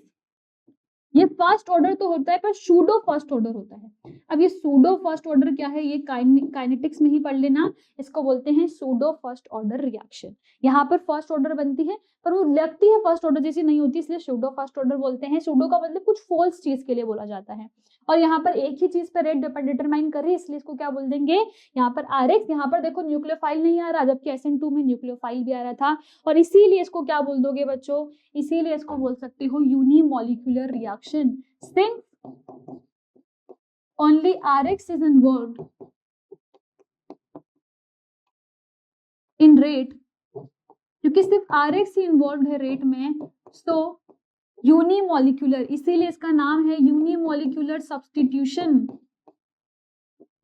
और क्या बोलते हैं इसका एक और नाम क्या है, SN1, इसीलिए इसको यूनिमॉलिक्यूलर और SN1 बोला जाता है। तो ये चीज भी क्लियर हो गई कि भाई इसको SN1 क्यों बोला जाता है। अब यहाँ पर आप क्या कर सकते हो बच्चों, इसके बारे में और भी चीजें लिख सकते हो, जैसे इसका पोटेंशियल एनर्जी जो डायग्राम है वो बना लेते हैं। तो अगर उसकी बात करें पोटेंशियल एनर्जी डायग्राम की, PE डायग्राम भी बोलते हैं इसको शॉर्ट में, तो यहाँ पर क्या हो रहा है, यहाँ पर ट्रांजिशन स्टेट तो बन रही है पर इंटरमीडिएट भी बन रहा है। मतलब अगर आप पोटेंशियल एनर्जी और यहाँ पर प्रोग्रेस ऑफ रिएक्शन की बात करो तो जरूर वहां पर डाउनफॉल भी आएगा। तो ये पी कैसे जाएगी, डाउनफॉल आएगा, फिर आएगा डाउनफॉल का मतलब क्या है, एक इंटरमीडिएट बना है, और ये इंटरमीडिएट क्या है भाई, कार्बोकेटायन है, तो बना दो भाई यहाँ पर कार्बोकेटायन भी लिख दो, कार्बोकेटायन। ठीक है, और यहाँ से अच्छा ये पीक थोड़ी ऊपर होगी क्योंकि आपको पता है ये एक्सोथर्मिक होता है, तो ये रिएक्टेंट होता है, और यहाँ पर जो बनता है वो प्रोडक्ट होता है। और ये दोनों क्या है, transition state first, transition state second. ठीक है, तो ये चीज मैं आपको ऑलरेडी बता चुकी थी, बस उसी के बारे में लिख रखा है। सारे स्टेप्स अपन ने देख लिए, कार्बोकेटायन बनता है, यहाँ पर रीअरेंजमेंट हो सकता है, formation of carbocation he rate determining step है, रिटेंशन और इन्वर्जन प्रोडक्ट मिलता है, फ्रंट और बैक साइड दोनों अटैक पॉसिबल है। यहाँ एक और स्टेप लिख सकते हो, ये 2 स्टेप मैकेनिज्म है, क्या है, 2 स्टेप मैकेनिज्म है। और हालांकि SN1 है, इसलिए तो बच्चे इसलिए कंफ्यूज होते हैं, SN2 को 2 स्टेप समझ लेते हो, तो ये नहीं करना, SN1 is 2 step and SN2 is single step, क्योंकि उसमें रेट 2 चीजों पर डिपेंड कर रही है, और वो 2 चीजों पर तभी डिपेंड करेगी जब दोनों अटैक साइमल्टेनियसली हो रहे हैं, इसीलिए वो सिंगल स्टेप मैकेनिज्म है। ठीक है, तो ये बात होगी SN1 की, दोनों ही चीजों को देख लिया है। इन ये किन किन फैक्टर्स पे डिपेंड करती है, देखो यहाँ पर लिख भी रखा है, RX नहीं लिख रखा है ऑलरेडी रेट पे। अब ये किन किन फैक्टर्स पे डिपेंड करती है और क्या क्या चीजें हैं, ये अपन क्या करेंगे नेक्स्ट लेक्चर में पढ़ेंगे। अच्छा एक चीज अपन ने नहीं लिखी यहाँ पर, इसका काइनेटिक इफेक्ट है कि आइसोटॉपिक इफेक्ट है, तो ये भी लिख देते हैं भाई। यहाँ पर भी CH बॉन्ड नहीं टूट रहा है तो नो काइनेटिक इफेक्ट, और CX बॉन्ड तो भाई बहुत अच्छे से टूट रहा है, फर्स्ट स्टेप में वही टूट रहा है, तो लिख दोगे elemental effect is present. Elemental effect में क्या होता है, C और हेलोजन, C कार्बन और हेलोजन का बॉन्ड टूटता है, एलिमेंटल इफेक्ट इज प्रेजेंट। ठीक है, काइनेटिक इफेक्ट वहां पर होगा जहां पर CH बॉन्ड टूट रहा होगा। ठीक है, ऐसी भी रिएक्शन आएगी, बिल्कुल आएगी जहां पर CH बॉन्ड टूट रहा होगा, तो उनमें अपन देखेंगे काइनेटिक इफेक्ट होगा। सब्स्टिट्यूशन में CH बॉन्ड नहीं टूटता है, इसलिए यहाँ पर कौन सा इफेक्ट देखने को मिलता है, एलिमेंटल इफेक्ट। ठीक है, तो ये चीजें अपन को क्लियर हो गई। अब यहाँ पर अपन बोल सकते हैं कि अपना सब्स्टिट्यूशन का जो मेनली चीज है वो पूरी डिस्कस हो चुकी है बच्चों। यहाँ पर मैंने SN2 SN1 बता दिया है। फैक्टर्स क्या क्या इन्वॉल्व है ये अपन कल के लेक्चर में देखेंगे, और साथ ही में इसकी रिएक्टिविटी के कुछ क्वेश्चंस भी करेंगे ताकि ये रिएक्शन आपको अच्छे से समझ में आ जाए। अब बच्चों यहाँ पर इंपॉर्टेंट चीज आती है कि आपको यहाँ पर क्या क्या मिलता है नीट प्रारंभ सीरीज में। तो माइनर टेस्ट मिलता है, मेजर टेस्ट मिलता है, PYQ के वीडियो सोल्यूशन, जितने भी PYQ हैं आपको कोई दिक्कत की बात नहीं, किसी भी क्वेश्चन में अटक रहे हो तो क्या करना है, यहाँ पर वीडियो सॉल्यूशंस मिल जाएंगे तो वो चेक करने हैं। फिर नीट के जितने भी यहाँ पर लेक्चर्स होते हैं उसके एनोटेटेड PDFs मिलते हैं, चैप्टर वाइज CRE मिलता है, और लेक्चर वाइज मतलब जितने लेक्चर्स होते हैं उतने असाइनमेंट्स मिलते हैं। आज का लेक्चर इसका असाइनमेंट चाहिए तो आपको नीट प्रारंभ सीरीज का जो बैच है उसको परचेज करना पड़ेगा। ठीक है बच्चों, बस यहीं पर जो अपना है ये चैप्टर खत्म होता है। अब देख लो क्या क्या इंपॉर्टेंट है इसमें। इलेक्ट्रोफाइल, न्यूक्लियोफाइल, बहुत सारे क्वेश्चन बन जाएंगे, मैंने बहुत डिटेल में आपको समझा दिया है, क्वेश्चन बस वहीं से आएगा। और फिर सब्स्टिट्यूशन रिएक्शन बहुत इंपॉर्टेंट है, और SN1 SN2 की रेट बहुत इंपॉर्टेंट है। ठीक है, तो बच्चों यहीं पर अपना लेक्चर खत्म होता है। Thank you so much.